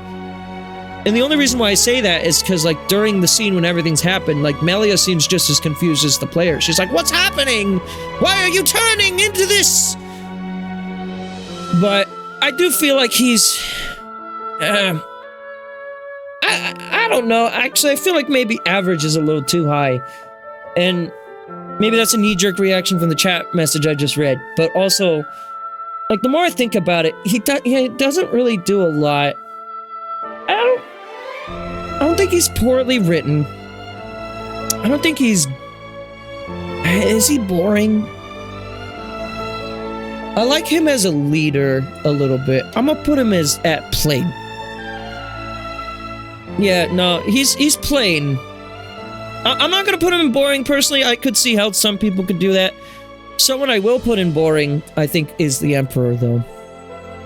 This might be a bit of a hot take, but when the Emperor's death happens, maybe it's because Shulk gets that vision so many fucking times. It is the one vision that he sees the most over and over and over again, which, granted, is very plot relevant. You know, he gets that vision pretty fucking early on, like right after the scene with Metalface the first time that he speaks.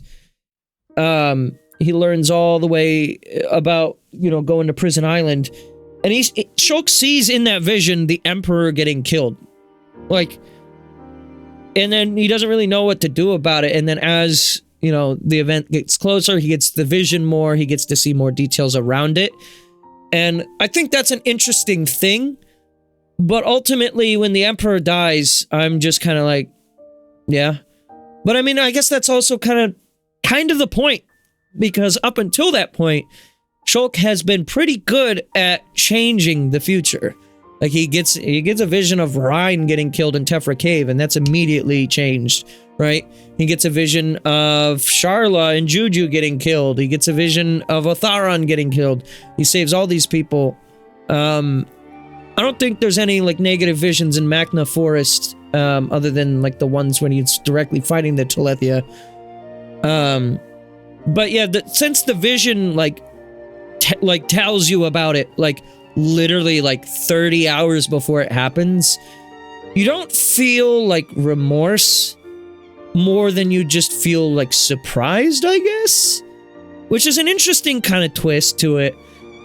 But for the Emperor himself, I think I will put him in boring, because my thing is, I'd argue maybe underdeveloped, but I think he's as developed as he needs to be. He fulfills his purpose. He gets a vision from Alvis that like warns him that all this is going to happen too. So the Emperor, I guess an interesting idea is the Emperor does also have that vision ahead of time. You know what? I'm gonna bump him up, because yeah, the Emperor gets that vision ahead of time and makes the choice to go to Prison Island anyways, knowing well what's gonna happen to him. I don't think he's like the most interesting character, and I kind of see what they try to do with him in like trying to like push Shulk to be Melia's friend. Like they're setting up for after the Emperor dies, because I mean, I guess at that point the Emperor has already seen the vision of him getting killed. So maybe the Emperor's even thinking about that when he says that to Shulk, about how he wants Shulk to be Melia's friend, because he knows one day that motherfucker's not gonna be there, but he wants that Homs boy to be right beside him, wielder of the Monado. Yeah, but ultimately, the Emperor isn't the most important character, and I think that's fine. He doesn't need to be. He serves his role well. You know what? I'm gonna even bump him up to average. I'm gonna bump him up to average just because the more I think about it, the more I think it's kind of badass that he got the vision from Alvis and accepted his fate anyways, because ultimately he thought that was the right thing to do, was to unlock the Monado. And like Alvis, even though Alvis is kind of a tricky subject to kind of like in the moment decipher whose side he's on, Alvis is generally a very neutral party to everything around him. So he even tells the Emperor, he's like, if you don't like this vision, it can be changed by your will. We can take the Monado from Shulk, or we can not allow him to go to Prison Island. That is your decision to make. And it's ultimately after the assassination attempt in the tomb and the Mechon coming and invading on his home turf that he ends up relinquishing and allowing Shulk to visit Prison Island. So yeah, I'm gonna put him at average. He's not like great. I don't get to that part of the game and I'm like, oh boy, finally I get to hear from Emperor Saurian Antiqua. But he does what he needs to for the story, and I think that's important. Let's talk about... What the fuck is her name again? Yumea? She appears in like 3 scenes. I wouldn't... Is she poorly written? No, because like, again, she achieves what she needs to. She's just like... Forgive me for I don't know how to describe this any other way. And I don't mean anything by it, but she's kind of just like the bitch mother. Like, that's her character. You know what I mean? Like, she's just there to kind of be like the stepmother, I guess, like from Cinderella. She's the one who ends up sending the assassins after Melia. And even like Tyrea ends up becoming more important, both through Future Connected and through her later cutscene, or like side quest. And then Yumea ends up turning into a Telethia, and then it doesn't fucking matter, so you kill it anyways, I think, or you seal it. I don't remember what happens to her, but regardless, Yumea appears in like 2 scenes, and she's she's Callion's mother, but not Melia's mother, right? I think is what happened. Because, like, the Emperor takes a High-Entia wife and then a Hum's wife. And she's High-Entia, so, yeah. So she really is meant to be, like, the stepmother from Cinderella. I think that's kind of what it ends up being.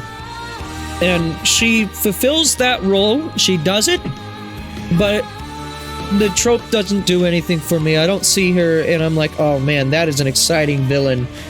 Again, I think the entire plotline in Alchemoth is just very boring. It's like geopolitical kind of stuff. Not even geopolitical. It's just political stuff. And not like interesting political. It's just like, yep, these are the politics of Alchemoth. Who's gonna take charge of the Empire once the king is gone, or the Emperor? Man. This is... Yeah, honestly, Earthsea is where I see a lot of people drop the game. Honestly, I'd argue a lot of people tend to drop it in Magna Forest, I'd argue. But if you hadn't dropped it at Magna Forest, and you're starting to feel yourself pull away, you're gonna really pull away during Earthsea. I do think that is the weakest part of the game. And that's unfortunate because ultimately during that part of the game, Umea is like the central bad guy, but you never fight her. She's just arrested after that. And then, like, after the assassination attempt, because it's revealed that she was working for the Bionide Order, and then she exists in the Tower of Prison or something, which isn't on Prison Island. It's just like a tower, presumably somewhere in Alchemoth. And you can never visit her. And then she comes back in Tyrea's quest because she's Tyrea's mother. But she's just a racist High-Entia who is also ironically hypocritical because it ends up being that her daughter Tyrea is also half Hum's, meaning if she's the mother, then that means she had to have slept with a male Hans at one point. So, she's just boring. We don't like her. She's not even the fun kind of, like, love to hate him kind of villain. She's just hate to hate him. Not even hate to hate him. You just hate him. Like, okay, bye. Get out of here. Shoo. You know, that type of villain. I feel very similarly about Lorithia. She's a little bit more, but not by much. It's just... there's, like, the whole, like, weird factor about her making out with Callion. She also wants you to pay for your insulin, which is just disgusting. Lorithia has the entire third act of the game. See, here's the thing, it's not even the entire third act of the game. Like, Lorithia... like, okay, think of it this way. Take the entire timeline of Xenoblade 1, right? From the opening cutscene to the credits. Where Mumkar dies right in the middle of all of that, Lorithia is that, but just for Act 3, if that makes sense. Lorithia is, like, relevant right at the start of Act 3, because she's the one who ultimately, like, commands the Havris to let out the ether particle that converts the High-Entia around the area to become Telethia. But then also, she then kind of just goes inside of the Bionis after that, and she kind of hangs out inside of Bionis' heart, and she's just kind of a roadblock between you and entering Prison Island. She's a good chunk of it, if you know what I mean. If by that you mean because you spend 800 hours fighting her because you're like me and you're bad at the game when it comes to her fight, you're right. She does take a good chunk of Act 3, I'll give you that one. She was indeed most of the gameplay of Act 3. You know what? I'll hand it to you. You got me there. Alright. But, like, that is one fight. Let's be real. Like, in the grand scheme of the story, she doesn't really amount to, like, a lot. But I do see what you... I get the picture, all right? I'm not gonna say she's poorly written. I think she's just boring. I'm sorry to say. She's not plain. She is a character that I love to hate. Like, she's similar. She's very, very similar in a lot of ways. She's almost like a foil for Mumkar, like I said, but just for the Act 3 segment of the game. But ultimately, she doesn't amount to much. She appears during the political Alchemoth scene. She's just kind of like in the background doing her thing. She's working with Yumea, and then she's kind of playing double truces when she suggests an offensive approach for the battle against the Mechanis. But yeah, most of the high-end tier characters in Xenoblade 1, that whole segment of the game just kind of exists to give Melia more, which granted, as you see with my ranking, kinda ends up working.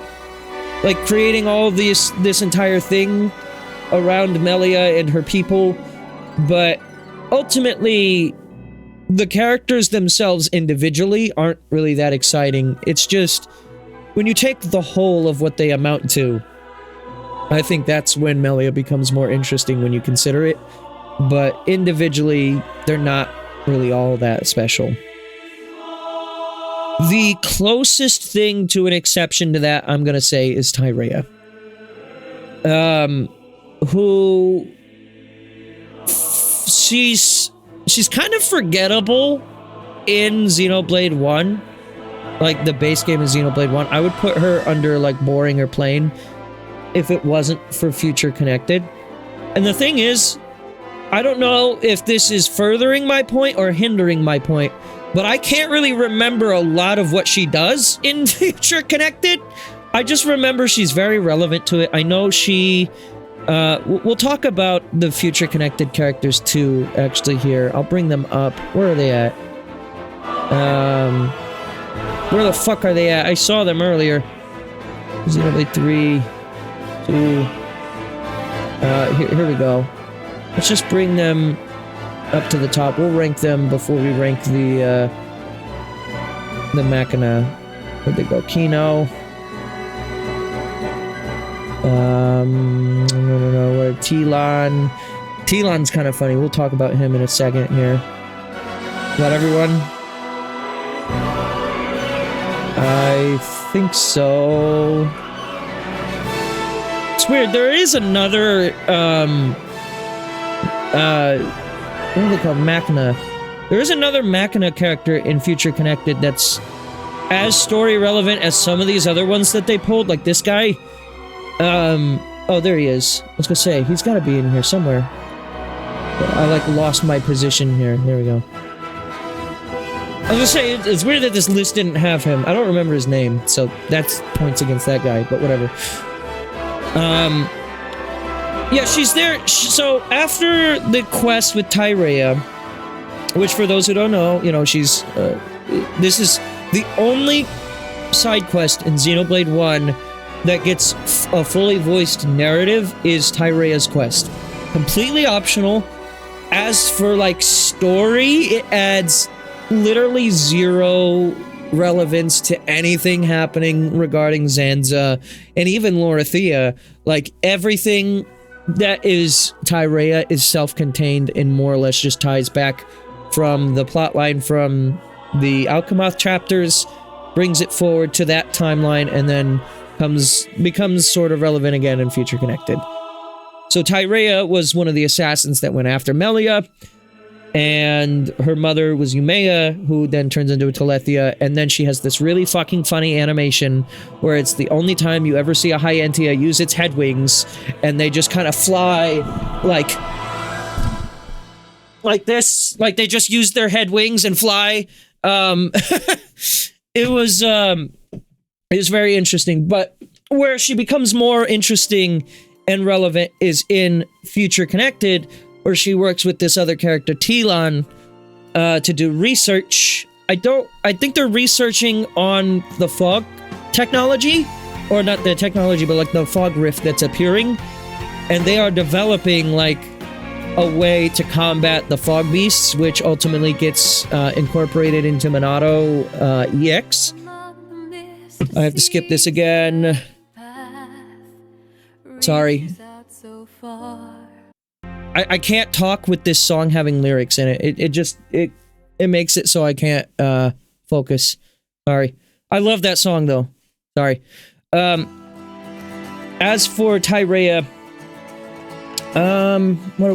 yeah, so she has the research on the stuff. She's very relevant for that. I do like how ostensibly she and Melia are sisters. Not ostensibly, they are. They have... Wait, are they though? Cause she's related to Yumea, who's not related, cause they're half-sisters, but Yumea isn't her mom. Yumea is not Melia's mom. And presumably Yumea had to have slept with a male Hams, right? For her to be a half. Unless Yumea was half. And that could be an interesting wrinkle. I don't think that's the case though. Again, that kind of goes back to the whole, like, how much percentage of Hams is every High-Entia there. That's an interesting thing that I've never really fully thought through before, but regardless. Without Future Connected, yeah, I would say she's very plain. With Future Connected in mind...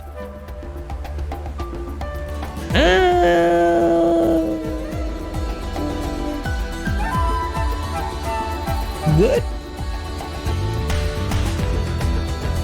Average. Average. Top of average. She's our queen of average. Yeah, she's average. Like, she's cool. I do wish Tyrea made an appearance as, like, a side counsel to Melia in Xenoblade 3. I find it very appalling that, like, Future Connected kind of sets it up to make you believe that it's going to be, like, super relevant for Xenoblade 3. The only thing that's relevant in it, there's two things. One is the fog, which isn't relevant until the DLC, and ostensibly by that metric, you know, the Monado EX. And then there's, like, Melia fully coming to accept herself as the leader of the High-Entia. Because at the beginning, she doesn't really see herself as the leader of the High-Entia. And that brings us into this fella, who is, like, you know, he's unaware of who Melia is at first, but then later kind of learns who she is, and is like, wait a minute. You're the Melia Antiqua, you are our leader. And then Melia's like, no. I mean, yes, but I don't want that life, you know. And then eventually she kind of comes to herself and, or comes in her own, what's the phrase? Comes in it to her own? I don't know what the phrase is here, but she develops and accepts her role, as being, comes into her own, yeah, that's the phrase. Accepts her role as, like, the leader of the High-Entia. As for this guy himself, fuck, I don't even remember his name. And that's kind of the problem with a lot of these Future Connected characters, is they exist in, like, 2 or 3 cutscenes. He's racist, so we don't like that. He's racist against the Maktha. I'm gonna put him in underdeveloped. And it's not even that, like... See, here's the thing. I think underdeveloped is for a character... is, like, should be reserved for characters who have more potential. I don't know what more potential this guy has. I don't know if I'd go so far as to say poorly written, because I think poorly written, if any characters, which I don't know if I'll use that category, but if I do, it's for characters who are trying to go for something and it just doesn't land. You know what? I think I can think of one that will land there. So we'll get to that, I think, fairly soon, actually. But for this guy, it's, yeah, he's not even plain, he's just boring. He's just kind of he's a high tier general, and he's just kind of there, you know. He exists. He has a few scenes. He directs you on where you should go to try to get back Alchemoth. You know, he exists. This guy, I think, was our first poorly written. I don't like this guy whatsoever. I'm sorry. And the reason why I'm gonna say he's poorly written is because his end, he's a fully voiced character, for the record, appears in several scenes. His death comes in a side quest that isn't voiced, and is completely optional. In every way, he is a worse Mumkar. He's not relevant at all to really anything that happens. I mean, the only thing he does is he sets the fire to the building, which is kind of a setback for Tyrea and Telon. But beyond that, I can't even remember his name. He does get the Ego boss fight music, I'll give him that. But beyond that, yeah, I don't like this guy. He's rules card if rules had no redeeming qualities, I guess, sure. He's very much just... And the main reason why I'm arguing poorly written instead of boring is, again, just because, like, he's written up to be, like, maybe it's all as planned, who knows, right?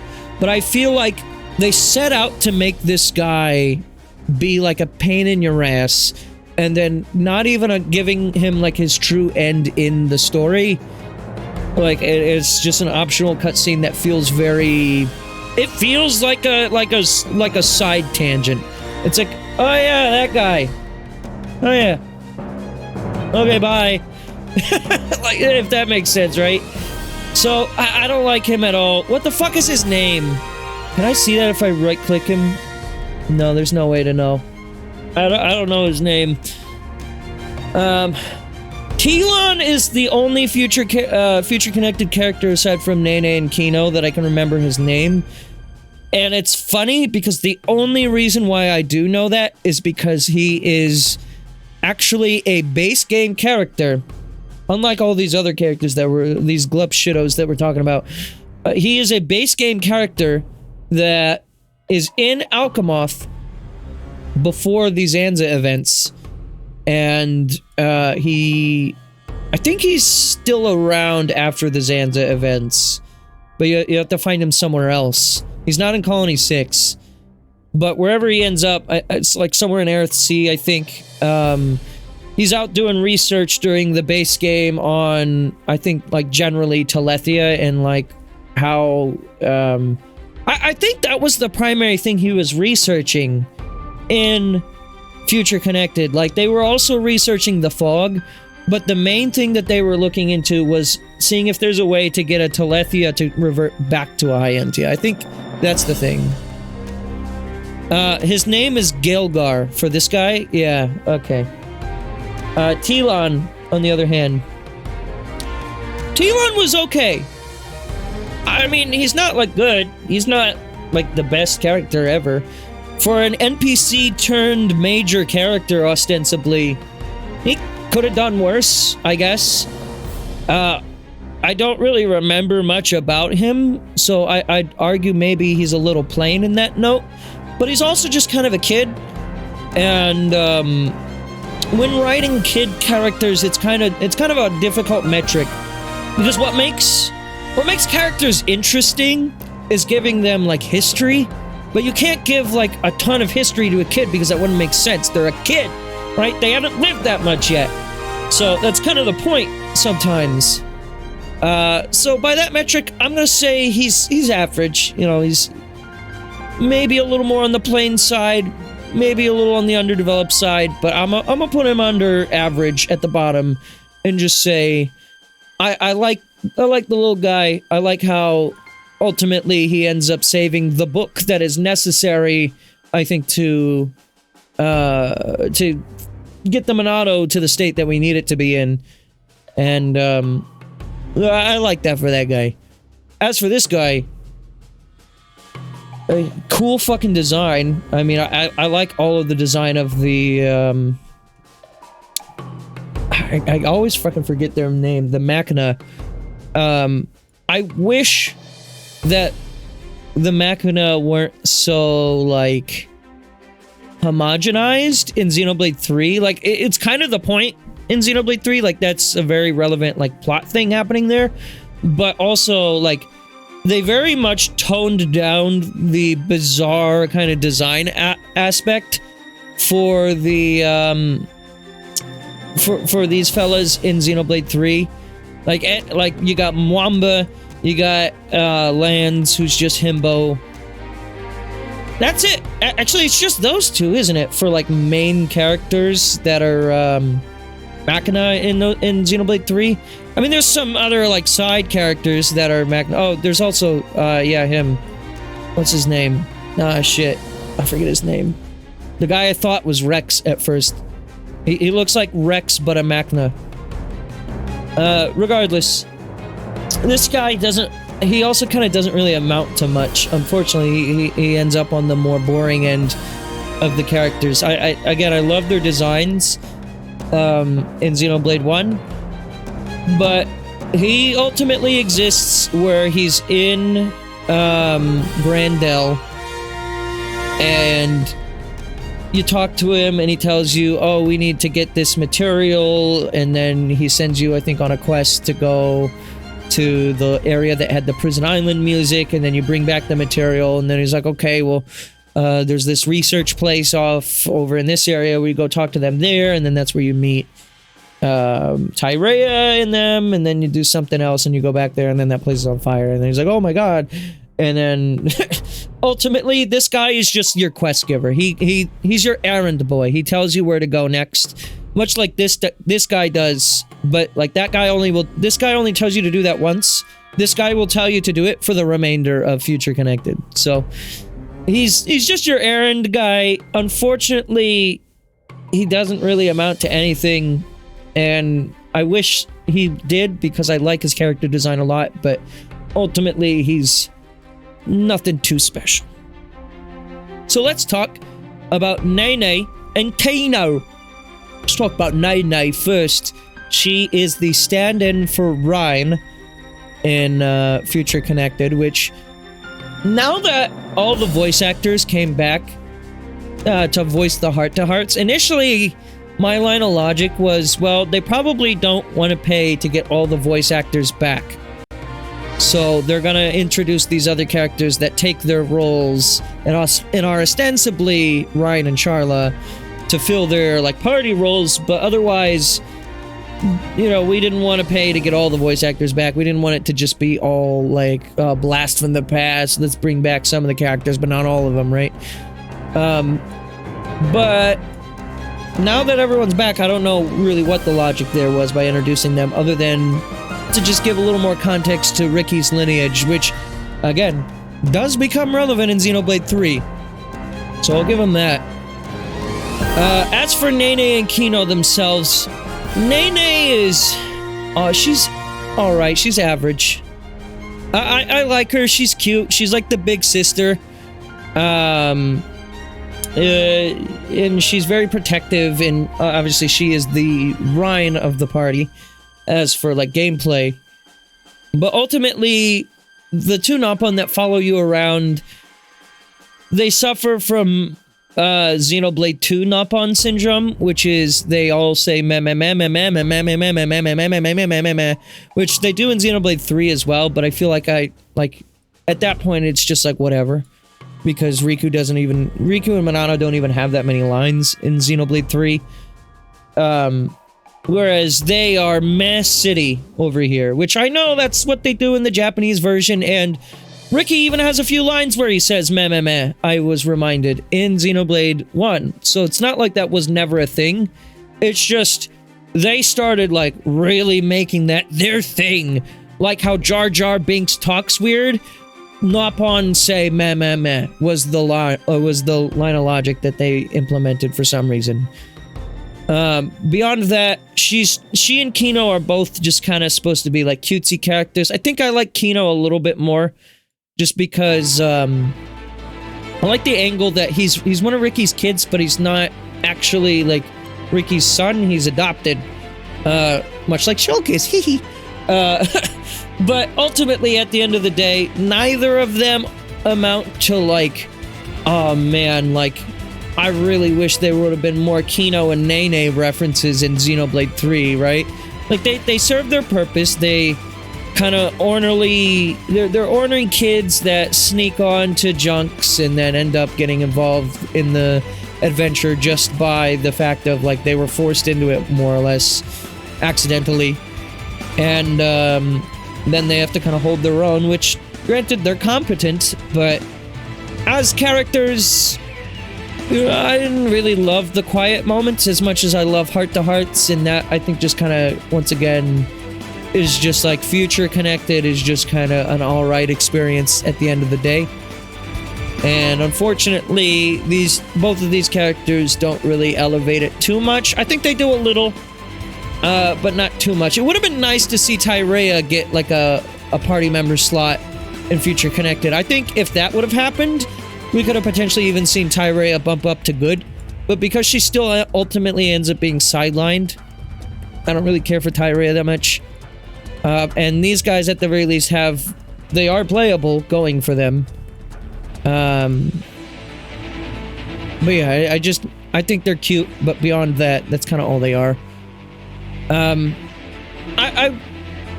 They are more developed than Ricky, though, weirdly enough. Isn't that interesting? There is more going on with them in Future Connected, I'd argue, than Ricky is in the entirety of Xenoblade 1, which is a shame. Let's talk about Egil. Just a few more Xenoblade 1 characters. I think I am, in fact, going to break this up, because I'm noticing we're already 2 hours in, and I haven't even gotten through all the Xenoblade 1 characters. This will be an 8-hour stream. I guess I'm gonna do monthly Xenoblade tier lists at this point. We'll go through Xenoblade 2 sometime after we start the game, I guess. God damn. Or maybe right before we start it. We'll see. Let's talk about Egil. So, Egil, or as Dixon called him, Eagle, or whatever his name is.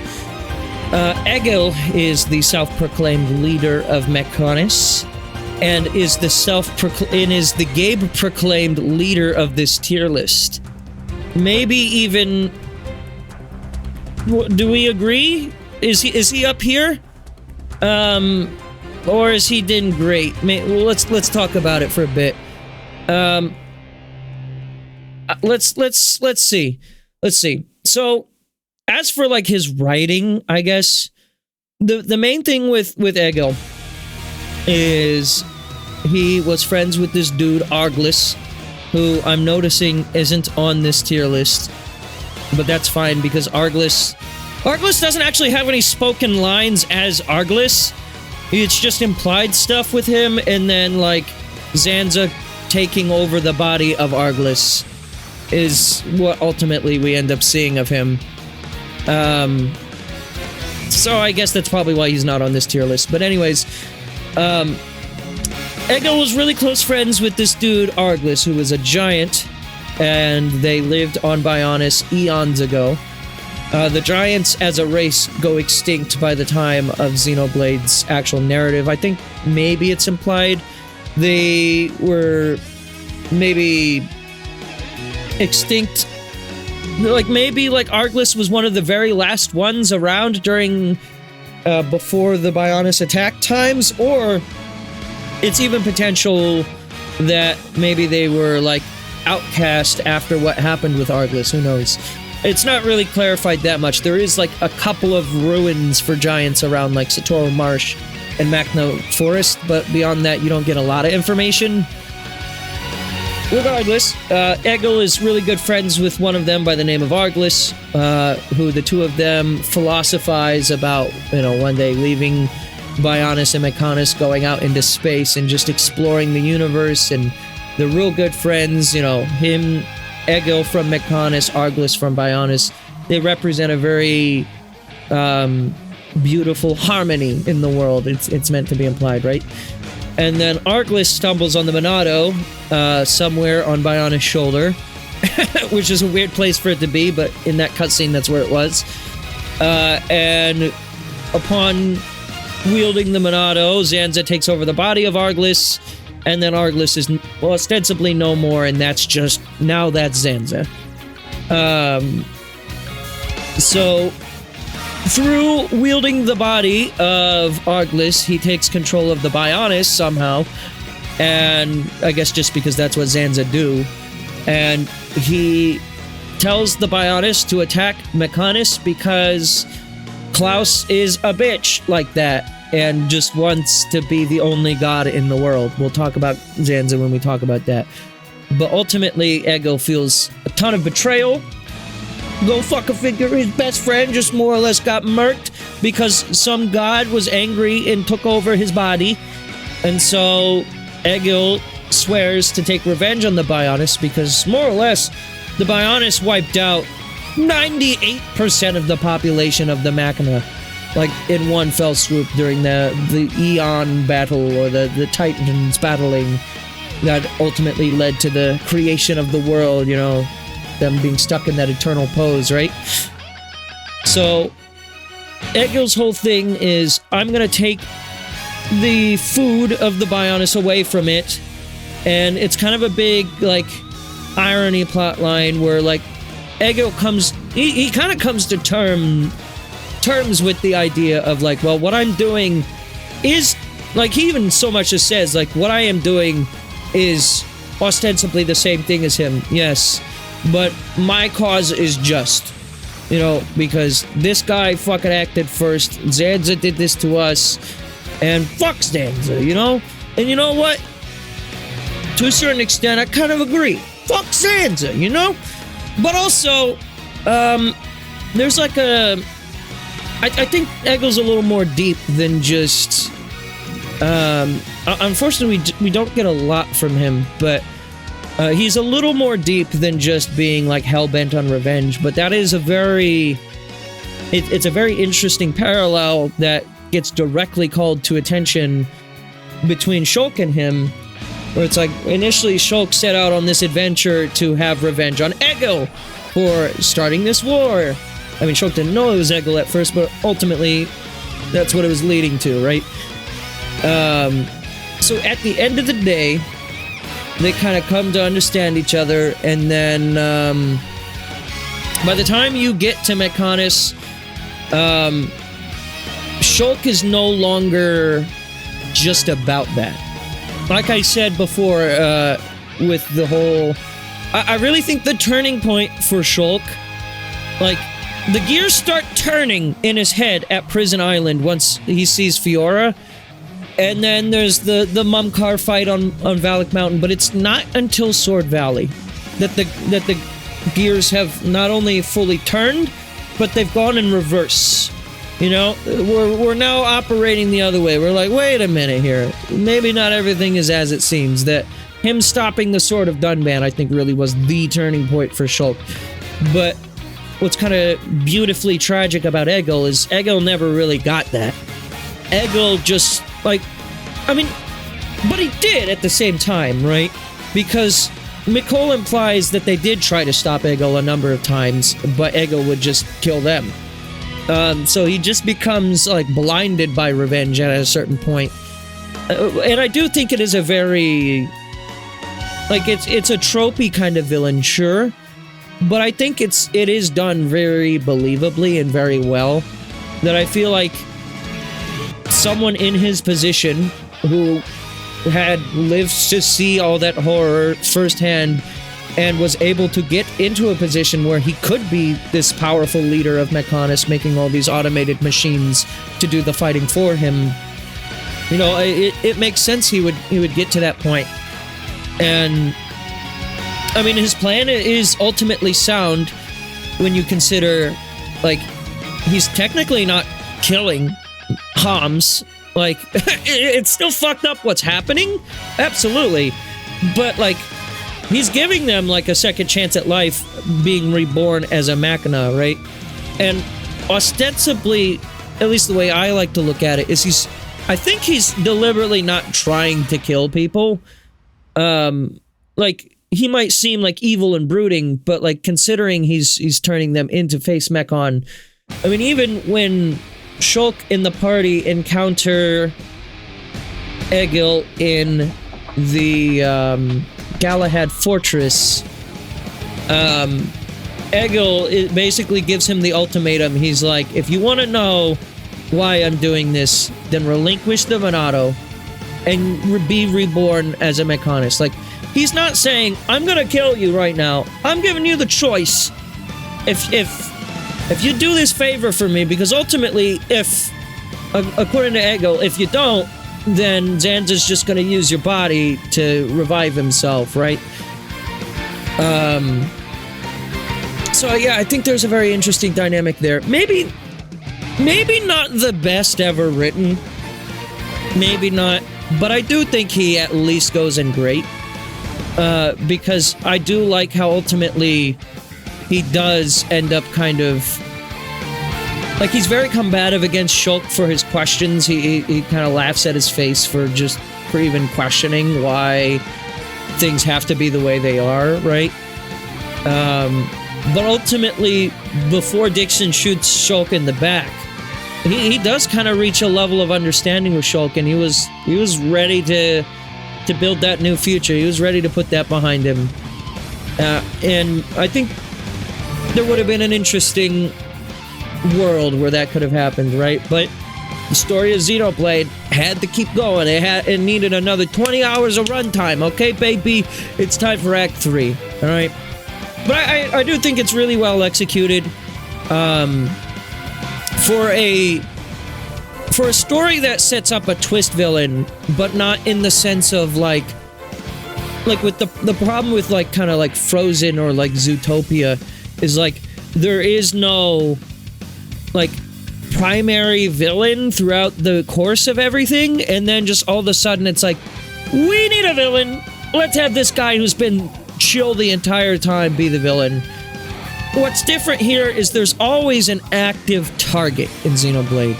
At first it's Metal Face, and even before Metal Face, I guess ostensibly Zord because he gets in your way, and then Metal Face, and then Mumkar after you learn that it's Mumkar inside. And then it becomes rescuing Fiora, and then it becomes taking down Egil, and then it becomes Lorthia, Dixon, then Zanza, right? There's always a new target, and it's not, I don't always just mean the next boss that you have to fight. I mean, like, the story is, like, building up to these encounters. It's not just, like, a Mario game where you get to the end of the castle, it's like, who's it gonna be? Holy shit, it's Peter Piranha. Alright, I'll take you down, Peter! It's, no, you're building up to this, and the whole series does this too. Xenoblade 3 does it the weakest with the Mobius, but I digress there. It would have been interesting if Dixon was brought back in the reset of the universe. Could have, but I don't think that would have worked out for him.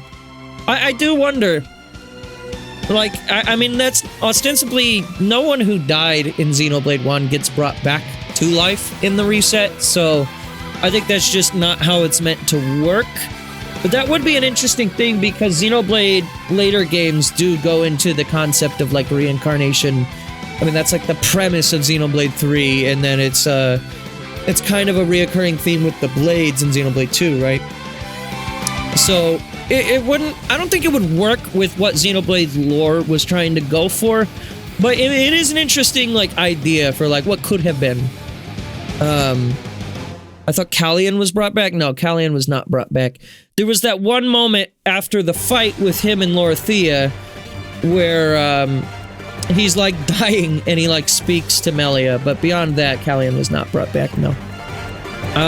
There are, in Xenoblade 3, there are like attendants to Melia, to Queen Melia, that are the same names as the soldiers that were protecting her in Machina Forest when we first get introduced to Melia.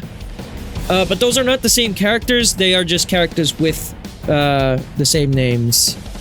I think, is what it's meant to be. So, yeah, no one in Xenoblade 1 ever gets reincarnated except, I guess, ostensibly, if you want to make the argument. I mean, I guess you could make the argument that, like, getting turned into a metal face, or to a face mechon, does kind of... It's like a foil for reincarnation in a sense, but I don't think it's explicitly that you have to die to become a mechon.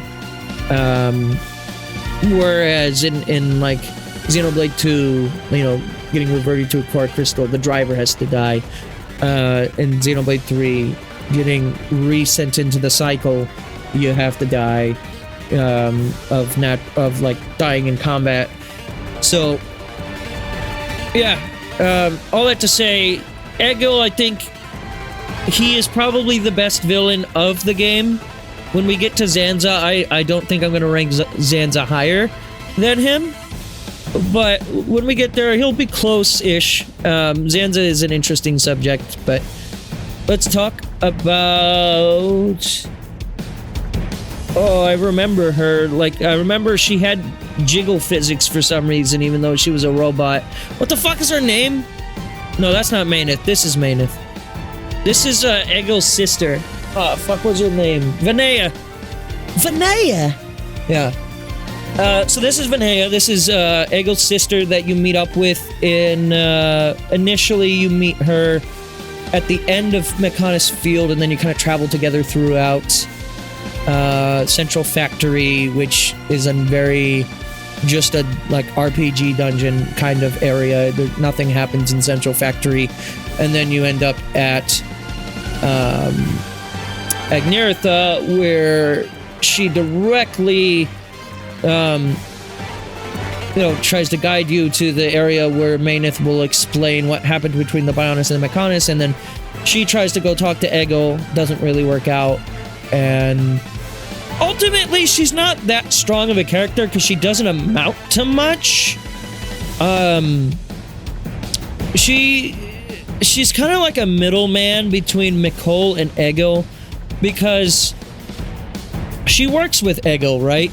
She and Egil are close. But she's also close with her father and wants Egil to be stopped in a way. And it's because of her that Maineth gets put into Fiora, which is a very, like, blink and you'll miss it type scene.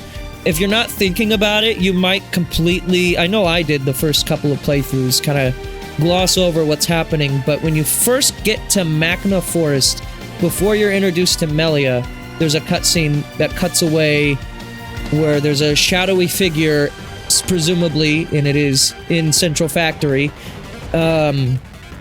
who's observing Metalface flying back from Bionis with visible damage on his armor, which I guess was just Shulk's sheer willpower, or like his inner Monado, like the Monado 3 kind of coming out a little bit, cutting through the Metalface armor, even though it wasn't supposed to, because at that point it was Monado 1.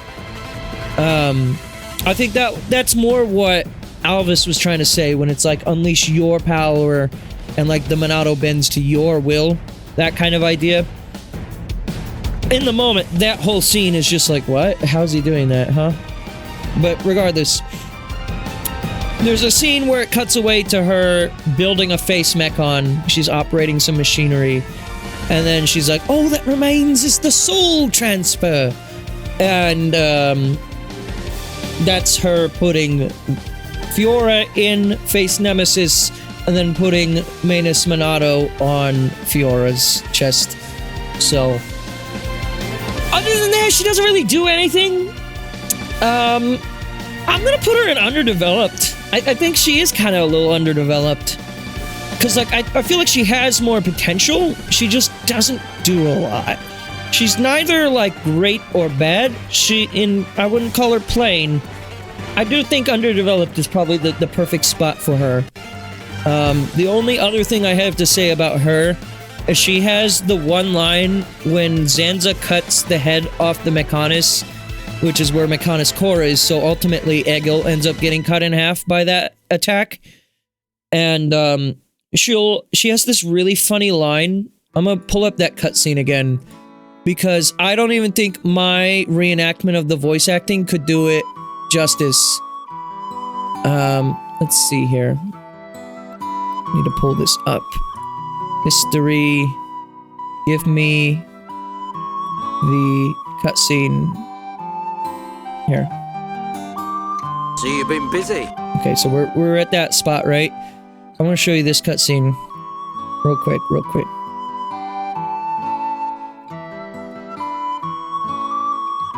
Okay, let's pull this up.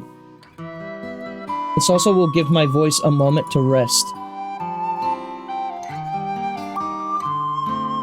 Alright. I'll show you the meaning of wrath! Okay, so here's this. Zanza's doing his thing, yada yada yada. When does he cut the head off of Mechonis? Is it before this? Okay, that's... Manus dead, so the sky's visible there. She has this line, I think it's, So you have finally unleashed your... Yeah, when does this happen? I don't remember. Okay, here's the Bionis moving. And then they're gonna fight. My blade! There's his weird Monado.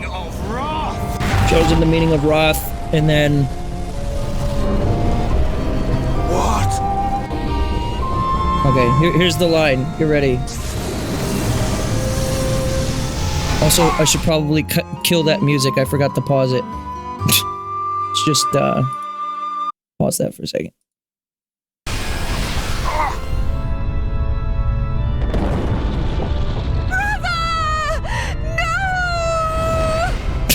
That line. No! Yeah, that's the one. Why does she say it like that? I feel like she didn't get some good direction there on that one. Anyways, that whole tangent aside, she's a little underdeveloped, is all I mean to say. Let's talk about Daddy Pig. This is Mikol, who is like the village chief of the few remaining, not Mactha. What the fuck are they called? Oh my god, I just said it earlier. Oh my god. Macna. Mactha is a character, is a location in Xenoblade 3. Yeah, Mikol is... I like his voice, but beyond that, he's not much. I'd argue he's maybe also a little underdeveloped, but I think it's more a case of he doesn't really have much to do.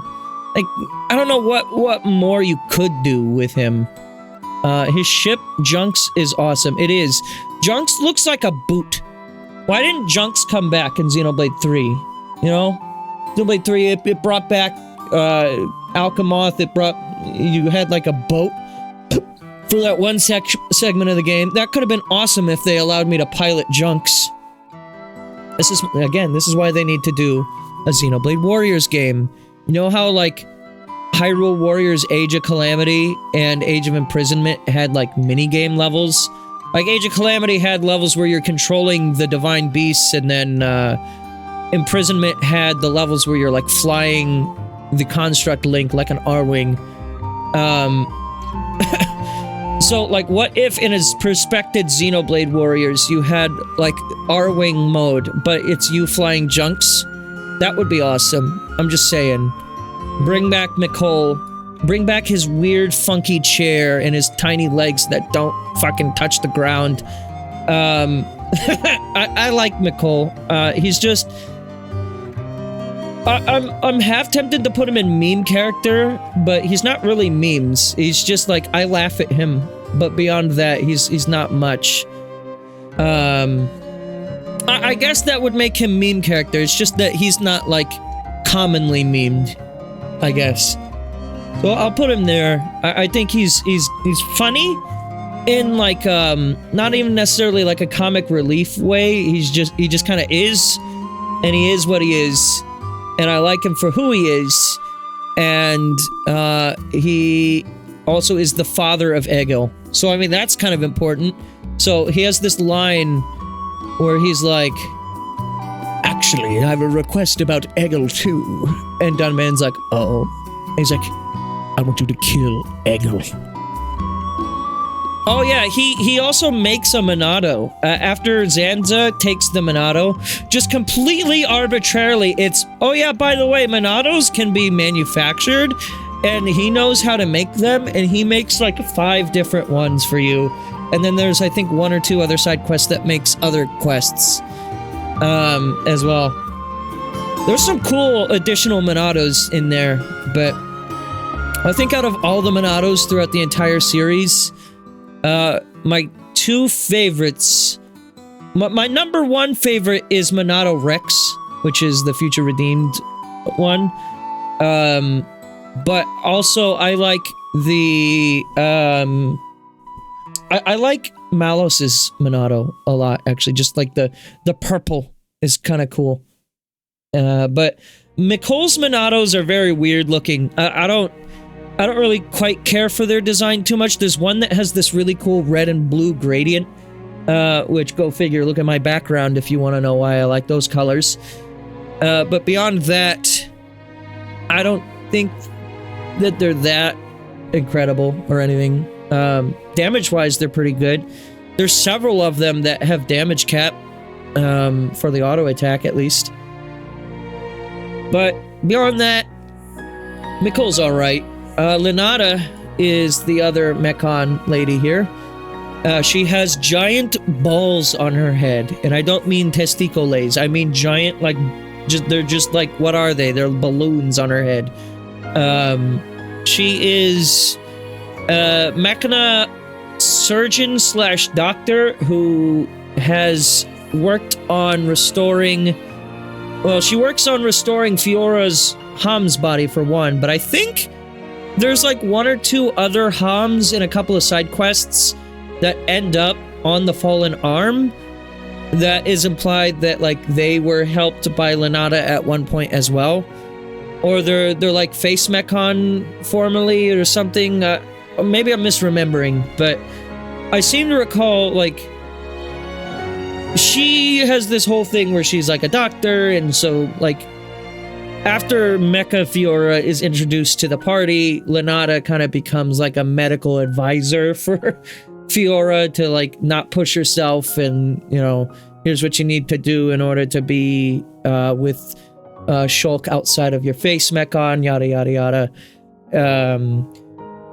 I think it would be cool, and I know why this didn't happen, but imagine the alternate universe where Xenoblade 1 had like as big of a budget as they wanted to, like straight from the get-go, right? What if they didn't say, well, for budget reasons, we can't introduce a giant playable mech party member like we do in Xenoblade X with the Skells? Like, what if Fiora just had her face mech on the entire rest of the game? You just get that as a party member. I think that would be sick as fuck. Obviously, logistically, it'd be like a nightmare to incorporate. But I'm just saying that would have been cool. But regardless, Fiora has to operate without the face Mechon. So Lenata's kind of introduced as, here's how you can do that without dying, essentially. And then ultimately, at the end of the story, she's the one who more or less, I mean, it's off screen, but she helps Fiora get her body back. It was like one scene before they head out to Mechana's field where she's like, it's a very slim chance, but I may be able to use some biometric data, or she throws out some big ass vocab word. I may be able to use your biometric data to regenerate your internal organs, but I promise you the likelihood of this happening is very slim, and then it's 100% success. So there's that. To the point where they were able to fucking have kids. So I guess she is able to regenerate all of that too. Okay. That's not how surgery works, by the way, but hey, it's Xenoblade. They do whatever they want here. Let's go ahead and... Yeah, let's go ahead and put you... plane, I guess. Counterpoint, I want a party member that has the destructive power of E123 Omega. True, I like that. I like that idea. Alright, let's just add E123 Omega in here. Here. I'll add him. Yeah, you want E123 Omega? Sure. Where's he at? I've got his picture right here. Here he is. E123. There he is. Look, if you look really closely, there's a 1 and a 3 on him. Maybe you need the full screen version of that? Here. I'll give it to you. Here he is. See? E1. Just ignore the 0, but it's basically 1, 2, 3. Yeah. Basically the same thing. Can you remove images?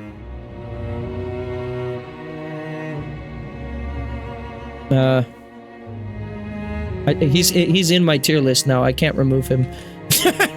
Okay. Great. Alright.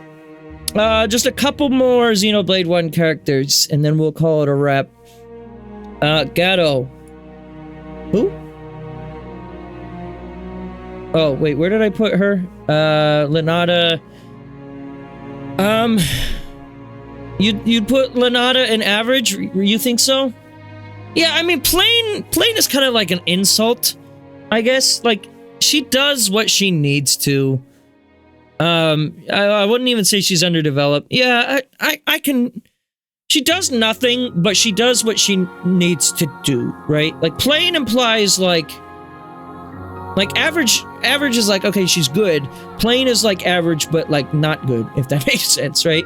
I don't mind her. She's just kind of there, you know? No, Gato first. Okay. Gato, this is for you!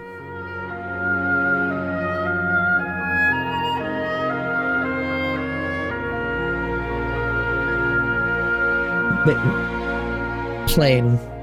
Here's what Gato's got going for him. He looks like my stepdad. And he's got a gun. That's it. I'm not even joking, by the way. I'm not showing you a picture of my stepdad, but take my word for it, he looks just like him. Gato... Here's the thing. What more can you do with him? He's dead before you ever get a chance to meet him. Like, dead before you get a chance to meet him. Which is him being a face mech on.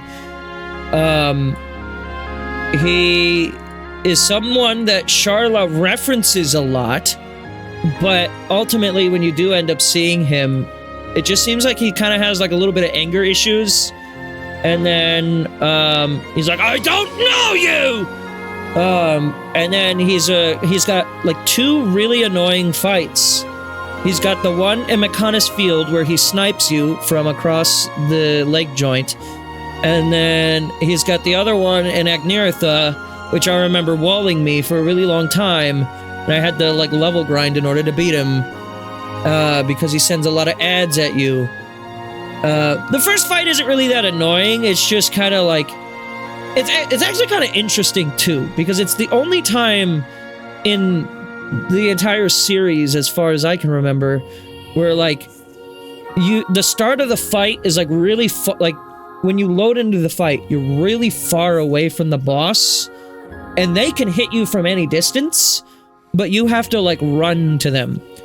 And you can take cover behind certain, like, things in the field to have their laser not murder your ass, but I'm wondering, can you pull out the ether jet in the middle of combat? If so, that would trivialize that fight. If not, then that fight probably is still annoying, but still.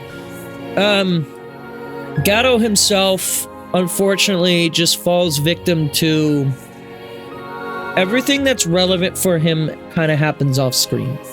And by the time he's introduced into the story, you've kind of forgotten about him.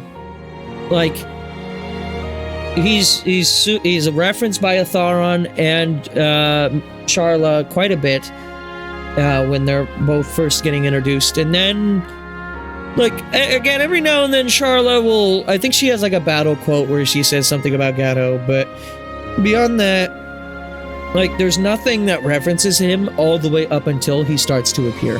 And then all of a sudden Charla's thinking about Gatto again, because now it's story relevant to do so. And it just kind of feels like they threw him into the story to give Charla something, and to also have there be like a B section, like in like just something that'd do on your way up to Agniratha.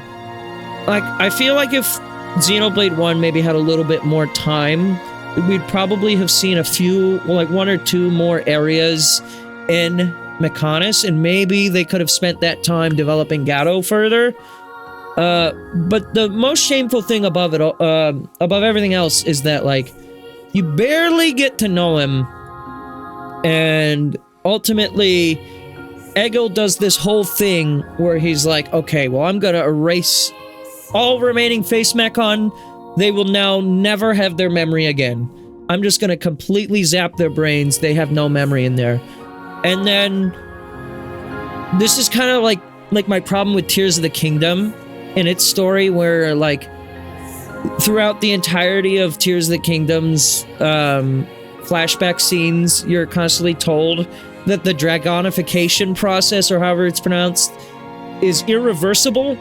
So when Zelda dragonifies herself and becomes an immortal dragon, it's like kind of bittersweet, because, like, yeah, she was able to deliver the Master Sword to you by essentially living for millennia, but she's now forever a noodle dragon in the sky, and she just has to live with that. But then in the credits, or like the pre-credits scene, Rauru just like magically from beyond the grave is like, yoink, I'm gonna take that away from you, now you're human again, yay. And the same thing kind of happens here with Gatto, where there's this whole big deal with Egil erasing all of the Face's memories, and it's supposed to be kind of tragic that he can't remember Shyla. That's where the line where, I don't know you, comes from. But then Mainith does something, and all of a sudden he has all of his memories back. It's not even just like, oh, I'm starting to kind of remember a little bit. Like, no, he's just like, oh, hey, Sharla. Who's this? Is that Ryan? Is that what you said his name? Hey, Ryan, how you doing? Yeah, it's rough. But, yeah, it's a little unfortunate that Gatto kind of falls victim to that. There is a character in Xenoblade X that is very, like, aesthetically Gatto. I forget what his name is, but it's the guy who hates his brother and is constantly drinking at the bar. That guy always reminded me of Gatto. To me, it was like the Xenoblade X team was like, what if we made Gatto playable? You know, that's kind of how I see that character. I don't remember his name. Regardless, Gatto himself is just, yeah, he's an unfortunate victim of doesn't get enough time. I'm gonna say he's underdeveloped. I'm gonna say he's underdeveloped. He's not plain, he's just underdeveloped. He needed something more, and he didn't get it. I think that's the main thing with him. Beyond that, he did have one scene that even though he's underdeveloped, I do have to say, the sacrifice scene, while ostensibly not making a lot of sense on how him using his giant Mechon body would save them from the entirety of the Mechonis head exploding, would do anything to save them. I guess it does, and he sacrifices himself after that happens. Again, doesn't make a lot of sense, but I guess it allows Mainith to awaken and unleash some shield or something. I think it's what they explain it away as, but ostensibly they're like, hey, we need to make this sad again, let's kill Gatto. Like, for real this time. So, yeah, it's unfortunate. I wish we would have seen a little more from him. I think that's all. Juju. Any further questions?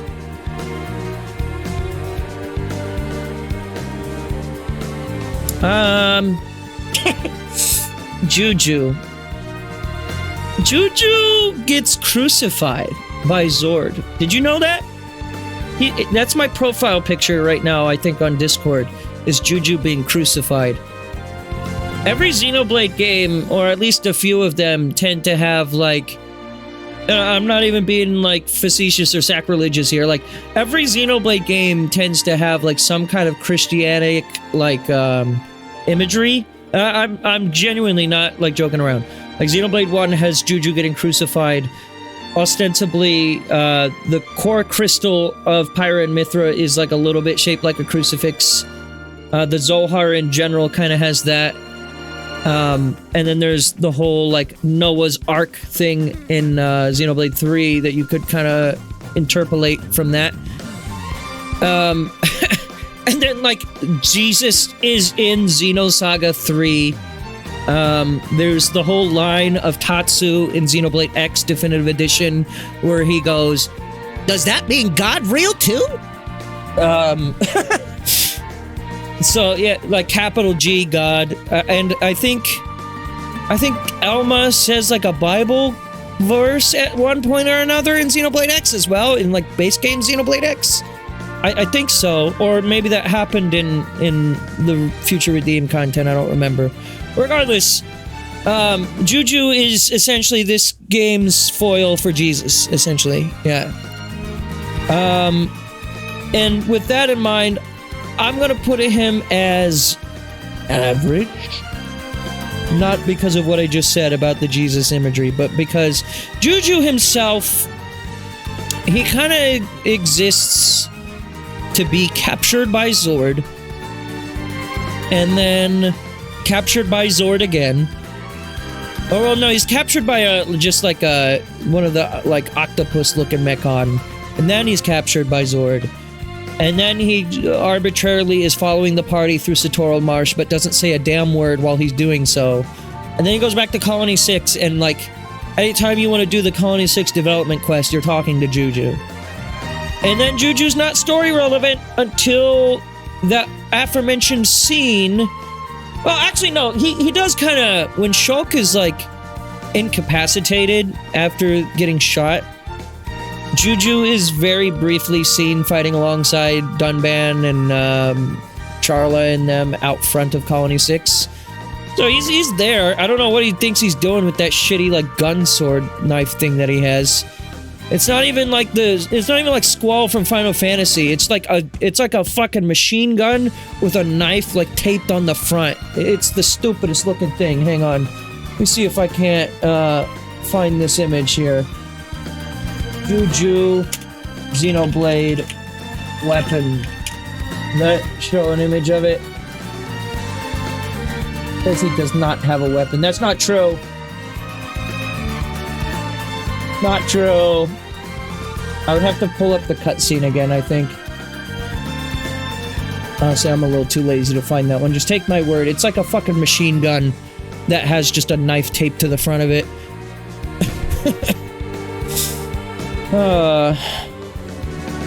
Yeah, he's just kind of alright. A lot of people say, like, a lot of Xenoblade fans insist Juju is the worst part of Xenoblade 1.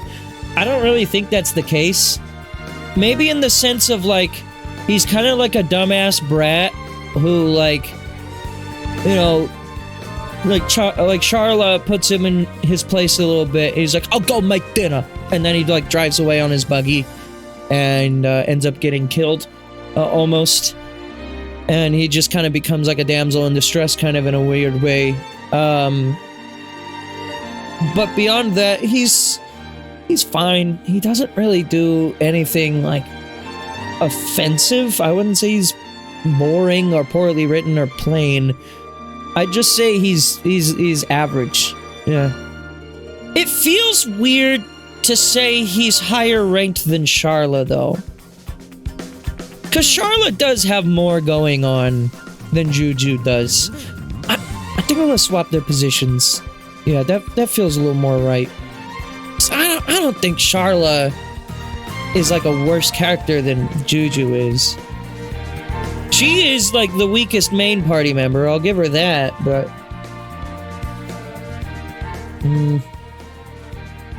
Yeah. You'll do it like that. I think I kind of have to do it like that. I'm sorry. I don't hate Charlotte. I think she's again a very strong character. I like her a lot. It's just she doesn't really do anything. She's the least important main party member, even including Ricky, weirdly enough. Okay. This is Colonel Vanguard, which is this game's Vandom. For those who don't know the entirety of the Xenoblade or Xeno series, there's always a character, usually in Blade, called Van Damme, which I think in Japanese his name is Vandom, but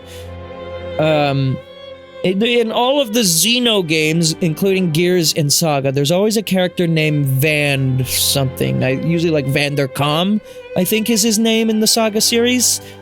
And the joke with Vand characters is they always die. This happens in Xenoblade 2, it happens in 3, and then they kind of rug pull you on that by being like, well, that's just one guy with the last name of Vandom. There's actually other people with that same last name in that game, but in Xenoblade 1, if you know, like, if you're playing Xenoblade 1 for the first time because you're getting into Xenoblade, this joke with this character will not make any sense. But it's actually intended that he's supposed to be kind of a joke play on that trope of character that Takahashi has always incorporated, and that he's a Vand character. You're supposed to see it and be like, okay, he's gonna die. And then during the assault of Colony 9, he gets a tank thrown on him and he presumably explodes, and you're like, there's how he died. And then he just survives. He just didn't die from it. He's fine. He appears later at the Battle of Sword Valley, with, you know, when the Hyantia and Homs are working together in the Nopon. And he's just kind of there. And, he has like a line where he's like, these Hyantia may be a bunch of sissies, but they got some neat toys! Or something to that effect. And then, they pull the rug pull joke with him dying again. Twice! Because now, the Mechanis awakens, and it fucking pulls the sword that he's standing on, and you think he's gonna fall to his death. Because it's later revealed that the only reason why Shulk and Co. survived the fall from Galahad Fortress is because Maineth, like, used some kind of power to, like, soften their fall. Whereas everyone else will splat on that water and kersplunch die. Bones broke. Because Maineth can't do all that. So, then you're like, okay, he's dead now, this time for real, right? Nope. There's another scene later where he's dangling from a bunch of Colony 9 soldiers and some Nopon. And he's like, if you drop me, you'll be doing press-ups for the rest of your life! And he goes like, yes, sir! And then... and then if you want to be technical about it, he doesn't show up in, like, Colony 6, right? And, so he just kind of, like, vanishes at that point from the story.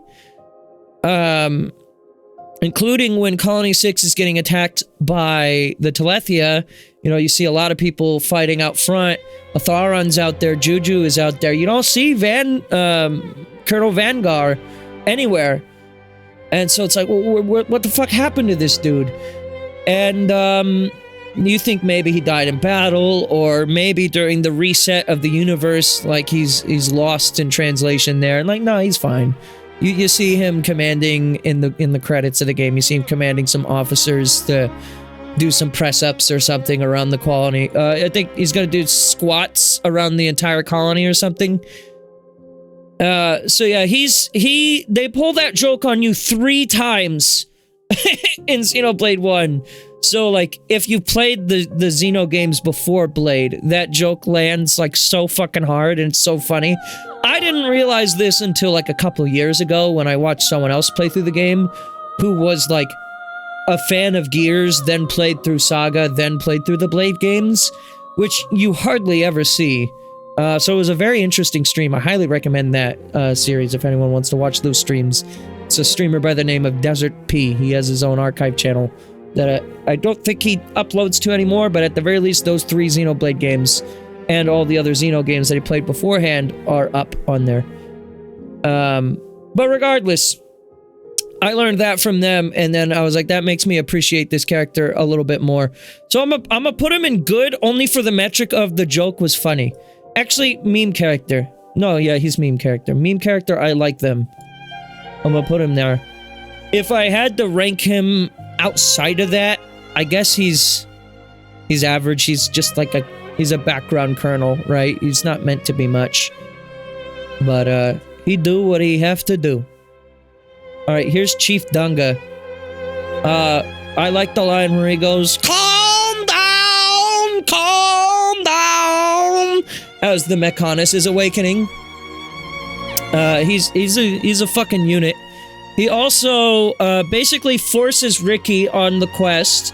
He deems that the hero pawn has to go on this quest because Ricky is in severe debt to him.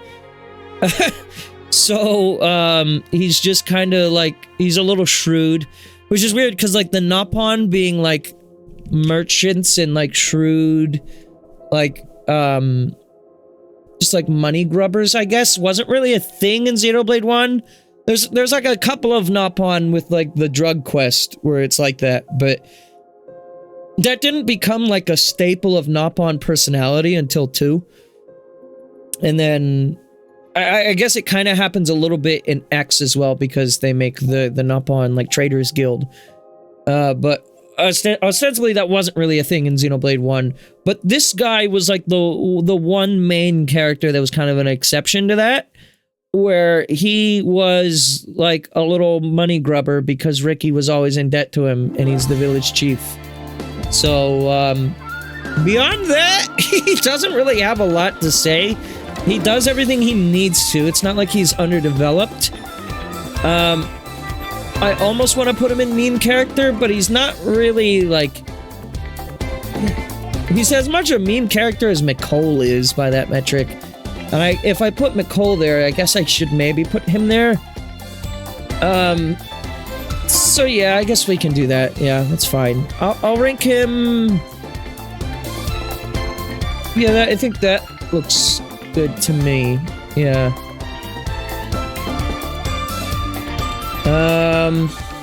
Are there any meme characters that I don't like? I wonder, am I gonna have to create that category at some point? It's like, this is a meme character that doesn't land. Maybe this guy? Maybe?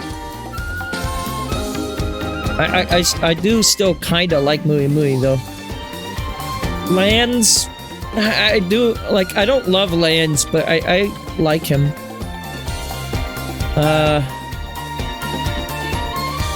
E1023. Z. Bana? I like Bana. There he is. Okay, yeah, real quick. 4 more characters. I'm gonna rank Atharon first, because it feels really weird that he's the ending of this, and I feel like I should end on Elvis.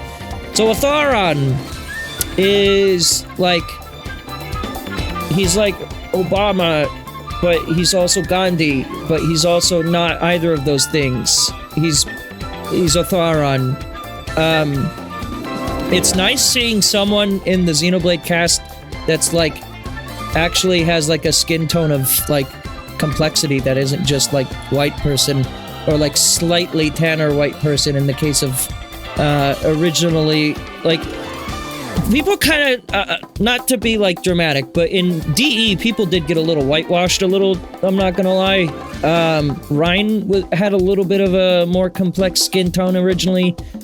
I mean, Mumkar and Dixon, they have a little bit of a different skin tone, so it's not like, not everyone's like pasty, but well, all that to say, there needs to be more diversity across the whole series. And Atharon is a surprising example pretty early on of someone who has that. So I like that about Atharon, but on his own, Atharon isn't that incredible of a character. Like, he's essentially the Colonel Vanguard for Colony 6, but he's not really memey. He just kind of, he has a very serious attitude in it. He's in the Colony 6 ether mines. plotting an attack on Zord at the moment. And then he also just kind of becomes like a part of the Colony 6 restoration process to a certain extent, but not nearly as prevalent as Juju is. I'm gonna unfortunately put him in boring. Only because, maybe plain? Yeah, plain. No, he's not boring, because I quote him sometimes too. Gato! Juju! This is for you!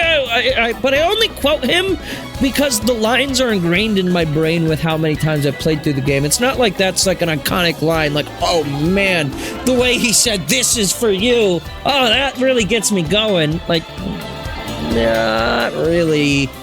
He's just kind of like, he serves his purpose. He's good. I'd say, do I like him less than Juju or Callian?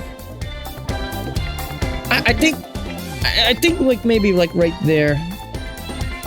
I like him a little more than Juju. I'll give him that. Oh, voice crack. Ironically, yes, because Juju is your profile picture. You're right. Juju getting crucified. Otharon does not get crucified, so yeah, that's +1 for Juju. That gives him the edge. Alright, let's talk about the Bionis, otherwise known as Zanza. And Professor Klaus is over here in the Xenoblade 2 section, so we'll talk about him. We have Professor Klaus and Old Klaus separately here, so we will talk about Professor Klaus when we get to that with the next stream of this. For now, let's talk about Blonde Shulk God. When Megan and I were watching through these cutscenes, she was able to predict a lot of what was going to happen. The Zanza twist, I feel like no one ever fully sees coming. Like, even when you understand that Zanza was fucked up, and like Zanza was responsible for, you know, the devastation of Mechonis, and you kind of understand that like Arglist was possessed by Zanza, you maybe get like an inclination that, wait, is Shulk now Zanza at that point? But at that moment that they make the revelation of Arglist being possessed by Zanza is the same moment, like literally after that, Shulk asks the question himself. He says it for you. He says, does that mean I'm becoming Zanza? And Egil more or less says no, because Egil calls the Monado Zanza, which is kind of confusing when you actually understand what the Monado really is. But, okay. As for Zanza and Zanza's Monado, more or less, this is a dude who became God and said, there's another God in this world? Fuck you! I want you dead! And that's his whole thing. And so he has disciples Dixon, Lorithia, and soon to be unveiled Alvis working under him. And he uses the power of the Monado to essentially be the god of the world. The Monado is in fact that powerful. If you have the willpower to be a god, it will allow you to be one, essentially. So Zanza said, I hate everyone, I'm gonna kill everyone. And then he also has this line which is really weird for me, with the, I don't know if it's a retcon or just something that's never clarified or what, but he has a line, I think during the final battle, or maybe it's during the encounter in Mechonis Core, but he has a line where he says, I'm gonna reset this world just like I've done many times before.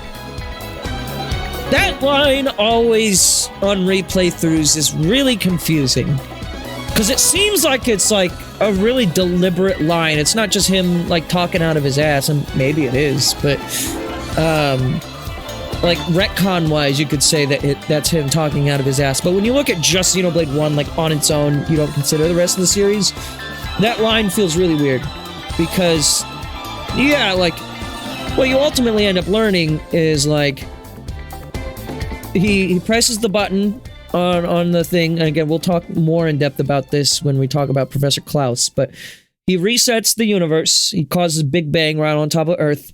And then from there, the new universe that's born after doing that should be the first one that's born after that is Bionis and Mechanis.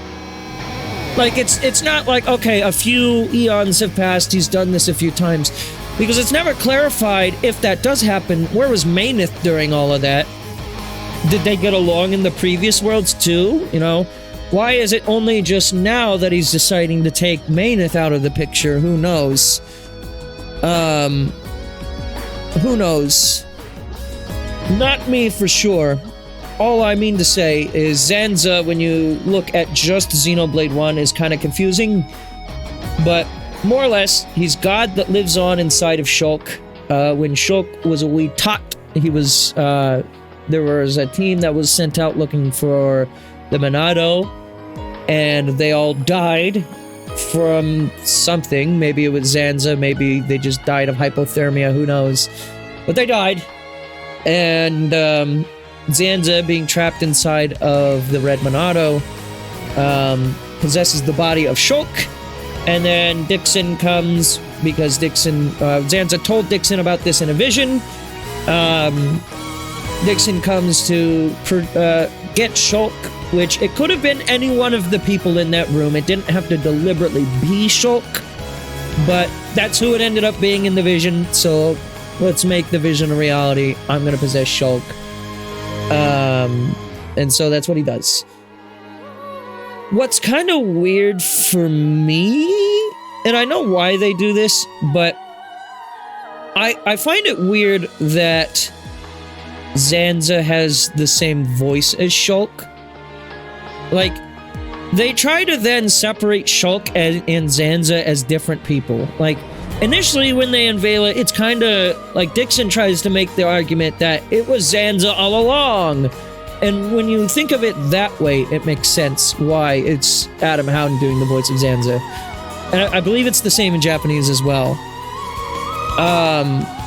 But yeah, no, Shulk was just some random kid. There was no, like, blood or anything that made Zanza choose Shulk. Zanza was just like, they happened to be there, that's the body I chose. He even says that in a cutscene. Dixon was like, yep, see? Anyone could have done it. So it just happened to be Shulk, is more or less what it ends up being.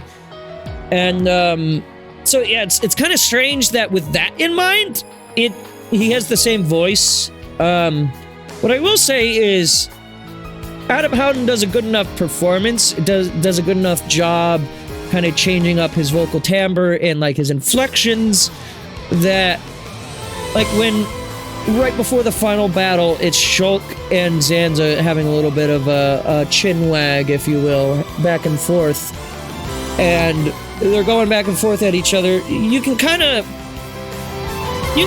tell which character's which just by listening, so they do that well enough. But Megan brought up a point that it was kind of weird that it's still voiced by Adam Howden when it's ultimately cleared up that they are in fact different people, and that Shulk is able to survive completely on his own without Zanza. And that is another thing that I don't know if it's like, hey, we can't kill the main character, like, for real, this late in the story. Like, he has to still be alive to do this. Now, granted, I think the reason why he's still alive is because of Alvis appearing before him while he's quote-unquote dead. And Alvis, it's either implied that he revives him, or, like, Shulk's true Monado on the inside is what ultimately causes Shulk to survive. But it is very interesting that Shulk is able to live on without Zanza in that metric. I guess it could be that Shulk was, like, the one piece of DNA that's literally the same as Zanza's.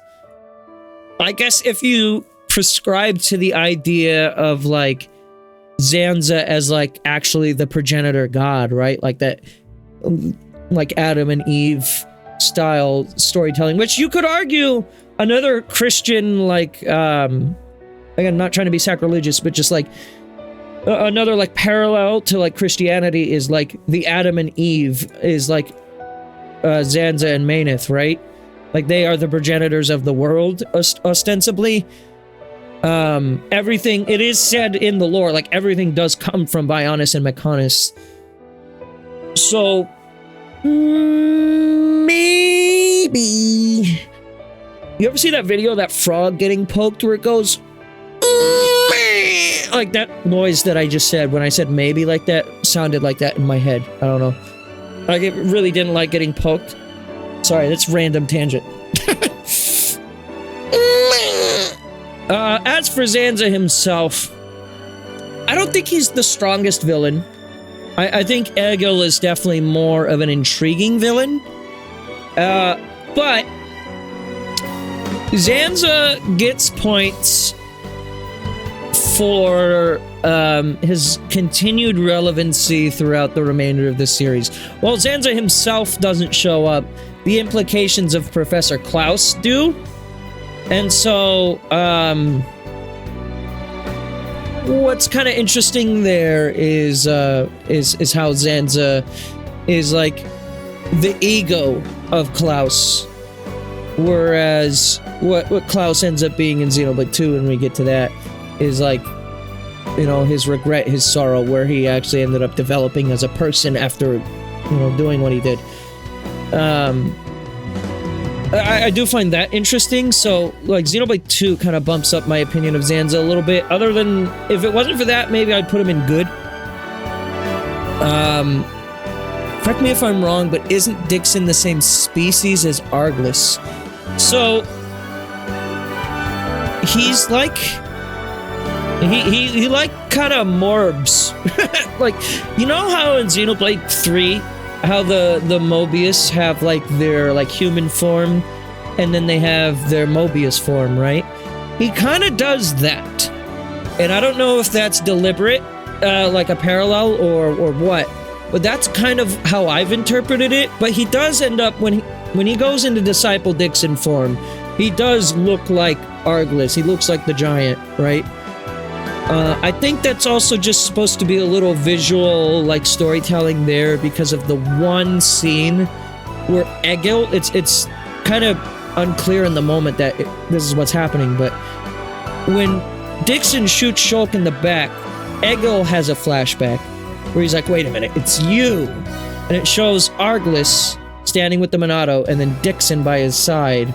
And yeah, Dixon looks a lot like Arglys in that one shot. So maybe it's meant to be a parallel in that, but I don't think it's explicitly supposed to be that he's the same species. I think Dixon is a Homs that just was granted the ability to essentially Mobius out like that without it actually being Mobius, if that makes any sense. So, as for Zanza, I'm gonna put him at the bottom of great, yeah, because I think of how the implications for the rest of the series are. I think Zanza is very one note as a villain. He's just kind of a whiny crybaby god bitch, and he's another villain that's kind of fun to hate, not in the same way as Mumkar is, but in a similar way, ostensibly, where it's like, I like the Zanza twist. I don't feel like it's a complete asshole, because if you're really reading into it, you could predict what's gonna happen. Just the one part that people don't usually get is that Zanza is residing in Shulk. That's usually the thing that people don't understand. Usually I see most people predict him being in the Monado, which is kinda true. It's like, he's in the Monado he's in Arglys at the beginning of the game, and then he unleashes, like, I think there's like a part of him that's in Arglys, and then there's a part of him that's in Ase Tower. So, like, when Shulk unleashes Monado 2, when Arglys explodes into ether particles, you can very clearly see all those ether particles getting absorbed into Shulk. That's deliberately like Zanza now is starting to possess Shulk. but I think it's not like fully done until Alvis takes them to Asai Tower, because there's another like very subtle thing where the Monado, like when they enter Asai Tower, will start to glow. The camera kind of pans and looks at it, and then it kind of fades away. I think that's like the rest of Zanza's power being like absorbed into the Monado in that moment. So, and then from there, it's just waiting for Dixon to fire the bullet, I guess, to fully unleash him, which probably could have happened at any moment, but presumably they waited for either the... Well, he does say he planned to stay inside of Shulk's body for millennia. So Shulk would have ostensibly lived forever and not known why if Dixon had never shot him. But,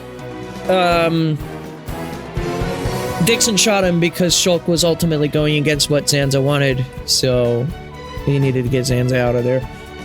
So, that's what happened with that. As for Mayneth, I wish there was more. Mayneth might be a little underdeveloped. Maybe. At the very least, she's good, but she might fall under underdeveloped. Because...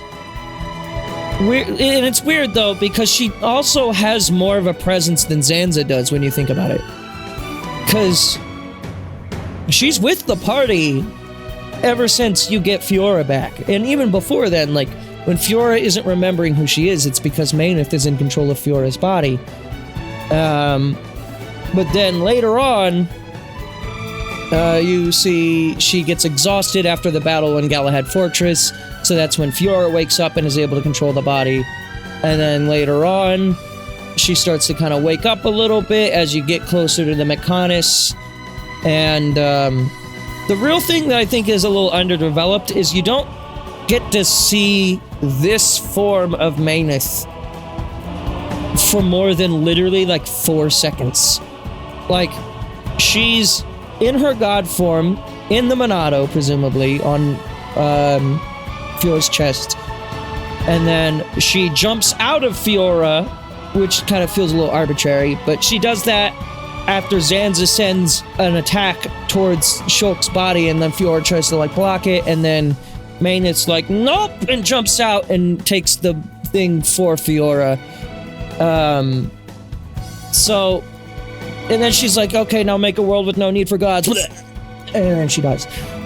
And unfortunately, that's kind of all you get from Mayneth in this form, in this game. In all of them. In Xenoblade 2, they give Professor Mayneth a name, which is Galea.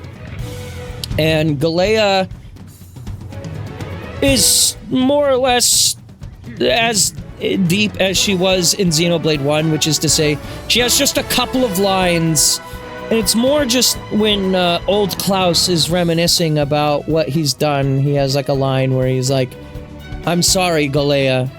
And perhaps at that moment in Xenoblade 2, that's Professor Klaus realizing that Mayneth died in the other world. But who knows? She also gets shoulder checked by Zanza? What do you mean shoulder checked by... Oh, well, I mean, Zanza chops off the Mechanis arm. Yeah. When he presses the... Oh, yeah, he did, like... He pushed her out of the way, and he's like, pah! But then in Xenoblade 2, it's like... Doesn't he, like, push her to the ground? He's like, bruh, get out of my way, or something. But yeah, I wish there was a little bit more with Mayneth, like just her god form. I mean, you do see it a little bit, and it's hinted at a few times before it's kind of revealed that she's like fully inside of Fiora. Well, I mean, it's told to you pretty early, but more just like that, hey, this is like Zanza's like equal, more or less. I will say, Twin Blade Monados, real fucking cool. I love Mayneth's Monados. I have Monado 1 on the wall behind me here. I don't know if you've ever noticed, but like over here, right? I would love to get a Monado collection, at some point going of these like styrofoam Monados, and then like I could get like Zanza's Monado from before it fuses with Maneth's, and then Maneth's 2 Monados. Those would be cool. But I don't know if anyone makes those. The Mechon Monados are all good design-wise. Yeah, I like them. I like them. But yeah, I'm gonna put her in good, because she is relevant for a lot of the story. I just wish she was more relevant, if that makes sense. Like, I do get a lot, but I'm greedy. I want more from her, because she's, like, the good one. You know, I wanted to see what a world where she got to, like, exist would be like, and who knows, maybe if Xenoblade Genesis is, in fact, a prequel, we will get a lead-up to Klaus and Galea, but I think... Here's where I'm landing on Genesis, and then we'll talk about Alvis, but I think, truthfully, Genesis might actually be a prequel, like Megan was saying during that video. The more I think about it, the more I'm thinking, wait, Megan might be right, but it's not going to be a prequel leading into Klaus and Galea. I do not believe that to be true. Instead, what it's going to be, and I'm feeling very strongly about this recently, is I think this is going to be the race hinted at in Xenoblade X that's never really clarified on until you play Xenoblade X DE and you get to Chapter 13, Act 3, and then you're trying to learn about Void and you learn that he was some race called a Samarian. What the fuck is a Samarian? Well, a Samarian was an ancient race at the very, very beginning of time that essentially made the conduit, as I understand. And I think that's where they're going with Genesis. Because while you don't see any Samarian like 3D models, they do tell... You know how in Metroid Dread, how they show a few scenes with like painted artwork? And they explain some lore with Ravenbeak? They do that same thing in Xenoblade X, where they show a few painted scenes. There's a few with Al, but mainly what I'm getting at is there's a few of the Samarian homeworld, which doesn't look like anything we've seen in Xenoblade Genesis so far, but what it does have is it has depictions of the Samarian race, and what do they look like? They have elven ears. I don't think that's a coincidence. If they're calling it Genesis, and Xenoblade X went out of its way to explain more stuff about Samarians, which we now know to be a long, long ancient race, I wouldn't be surprised if that's where they're going with it. I'm just saying. Just want to put that out there. The giant spaceship that I couldn't tell was a spaceship for about a week makes me think it's a prequel. I don't think it's... I'll clarify, I don't think that it is the orbital ring before it takes place, and I don't think it's like Hollow Earth inside of Earth type shit either. Clearly it is like an inside spaceship, and then like there's going to be some scene where they realize, hey, wait a minute, what is this? And also, there's a lot of things I have to say on Genesis the more I've thought about it. They also have the thing about the 6 suns. That's a relevant thing, not only to Xenoblade 3, but that's a relevant thing to Xenoblade X as well. In Xenoblade 3, there's 6 Ouroboros cores, 6 Ouroboros stones, rather. Or just like 6 members of Ouroboros, I guess, at one time. And then, not like that's the upper limit, and they all have this weird, like, orb thing inside of their body. When they are in Ouroboros. And then in Xenoblade X, the Prime Ares, which is Al's Ares mech, has 6 of those exact, like, we're not talking, oh, that's a similar design. No, the exact same core that was on a Ouroboros, there's 6 of them in the Prime Ares. And what was one of the things that they talked about in the little prelude of information we got about Genesis? It's a world protected by 6 suns. I'm like that fucking Always Sunny meme right now with all the fucking lines on the corkboard right now. I've got it all figured out. I've got you figured out, Takahashi. I've played your goddamn games before. I know how you write. Alright? Let's talk about Alvis, speaking of writing. This is the last character we'll talk about with today's stream because we're already 3.5 hours into this shit. I've only talked about one of the games. Jesus Christ. Alvis in the Chipmunk is the most important character out of anyone in this. Now, obviously, for those who have played 2 and Future Redeemed and stuff, you know how Alvis becomes, alpha here, and he's very relevant for future developments of the franchise in that he's essentially an Aegis. So the reason why he's like, I am Monado at the end is like, he is the third of the Trinity, 1/3 of the Trinity processor known as Ontos. But in Xenoblade 1, none of that is there, except for in the ending, they say he's a machine. They don't clarify what he means by that, but they say, I am the heart of a computer. More or less, you can kind of infer he's like the computer that made the world in Xenoblade 1, is I think what they were originally going for, and then slight retcon twist thing that they do is they say, well, there's actually 2 more people that are just like him, being Mithra or Numa and Malos Logos. And so that's interesting all on its own. But Alvis is a very interesting character for me because he kind of seems like bro, pick a side. Like when you're playing through Xenoblade and you're just kind of watching him do his thing, he just kind of he seems like Mr. Two-Face. Like, he'll tell you one thing that benefits you, and then he'll tell the other person something that benefits you.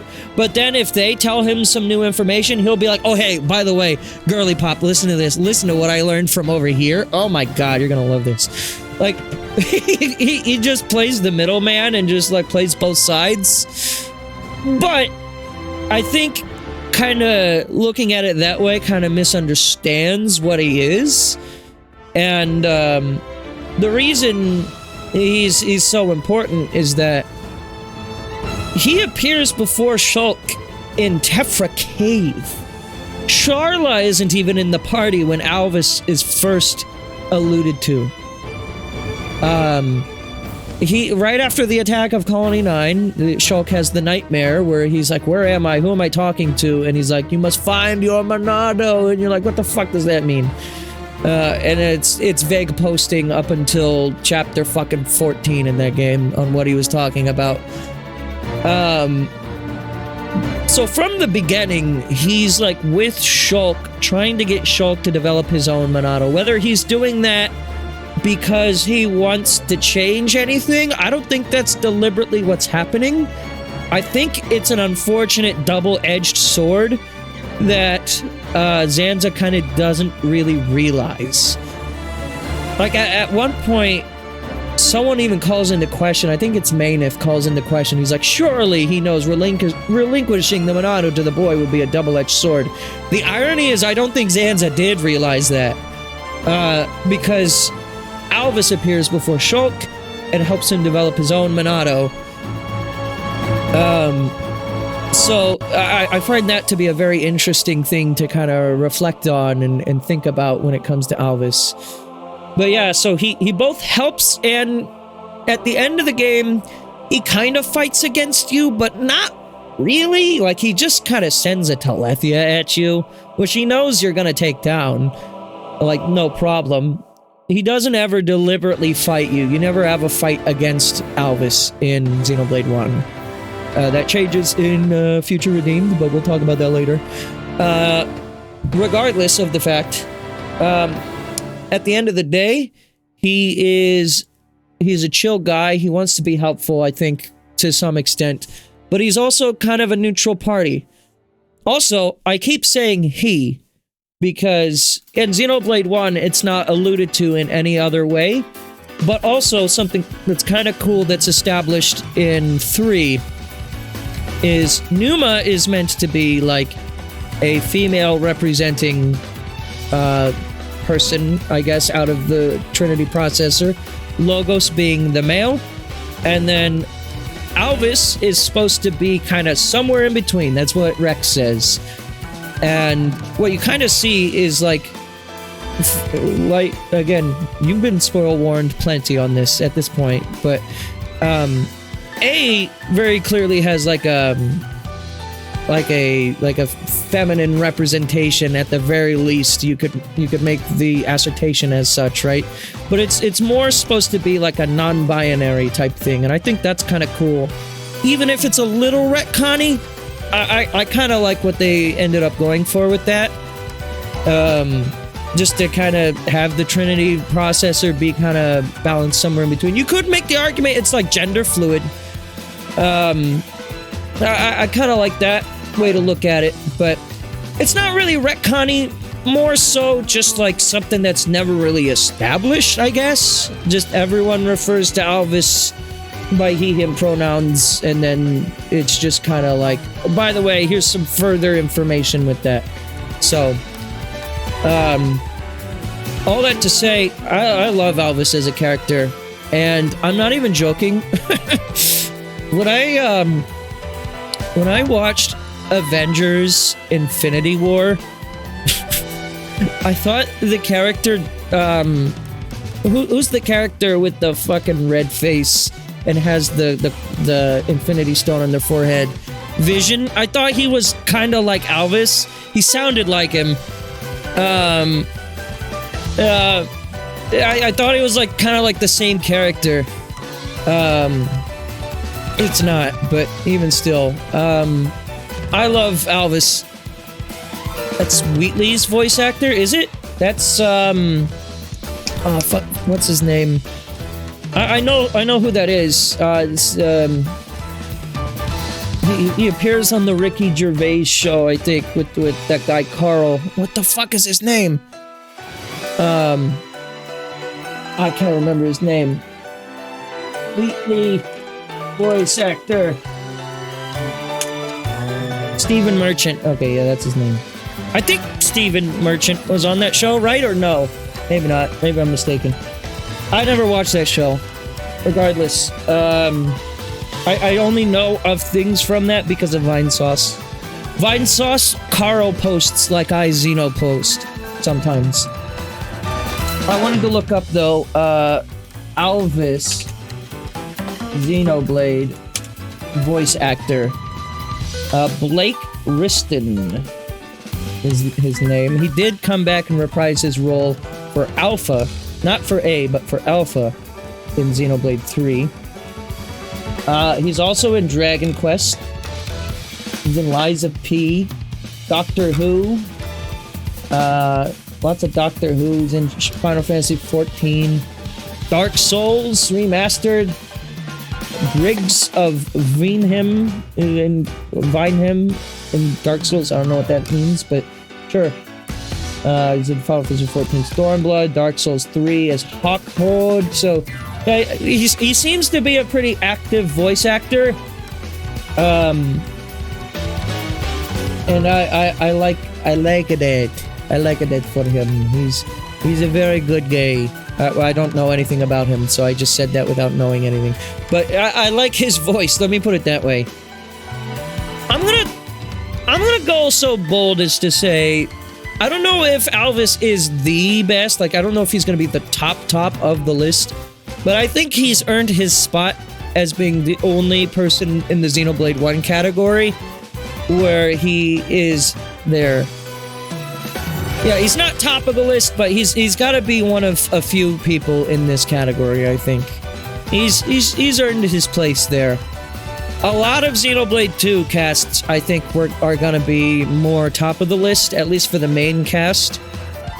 I don't know how I'm going to rank a lot of these blades. I mean, I feel like I should have a category for Blade, I don't give a shit about, and Blade I never unlocked because I never got all the blades.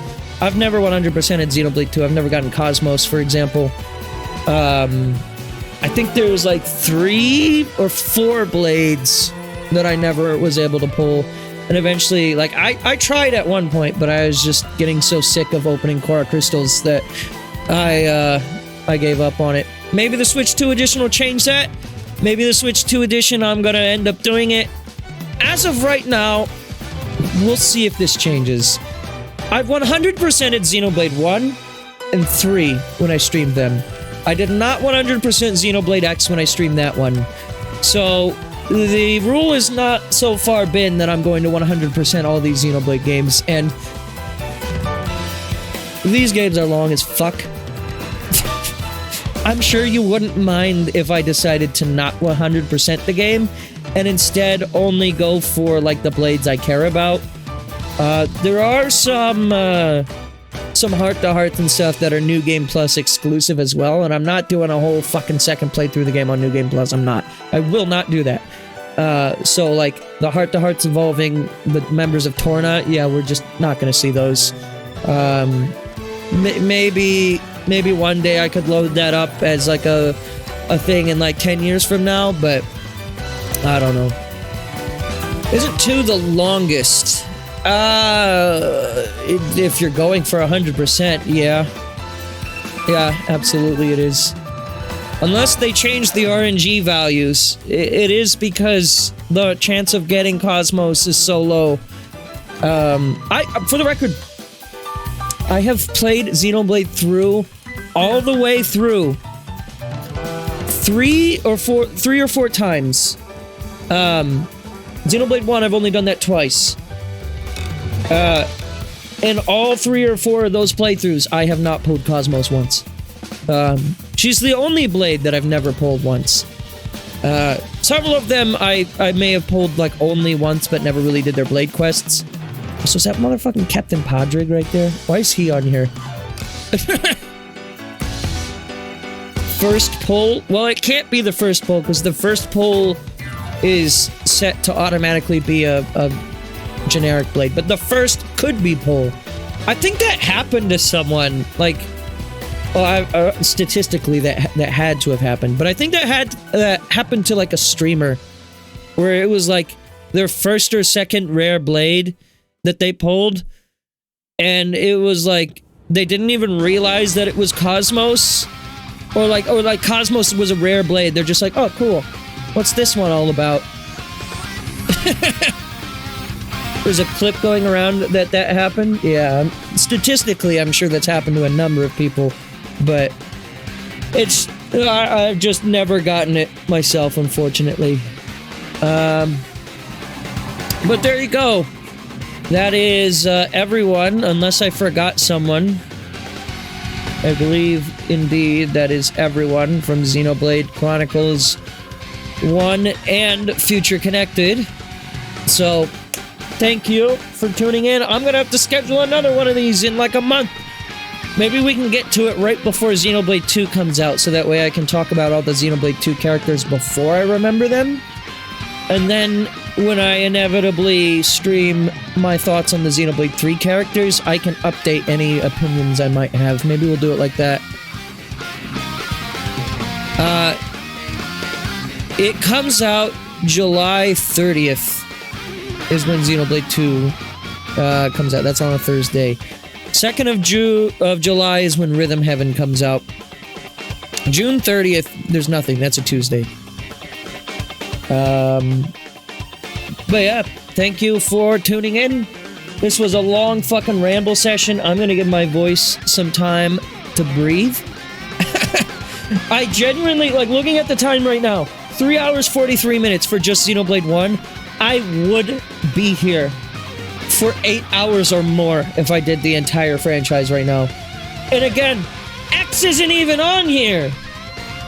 X doesn't have a lot of really, really strong characters, so I don't know if I'd have a lot to say if I did ever cover that, but just, like, X isn't even on here. Maybe at some point I could throw the characters on here and add it to the tier list, but for now, can Can I save this, or is it just gonna save when I reload the page? I load this and then come back. Oh, it saves. Save the image. Alright, here's what I'll do. I'll save a screenshot, so that way, if it for some reason clears, I can do that. I can just rebuild it. Okay. Done. Screenshot save. But yeah, I mean, like, this one still has all my data from that tier list stream from last time. It's this one. I'm gonna delete this one. I don't think I'm gonna do this tier list. Ranking the N64 NSO app. It's not even up to date anymore. I just picked some random ones. I do want to do a Smash Brothers one at some point. Even if it's not deliberately, like, ranking anything, like, specifically related to Smash. This last one. Oh, God. Oh, no. Oh, hell no. Oh, hell no! Oh, hell no! Oh, hell no!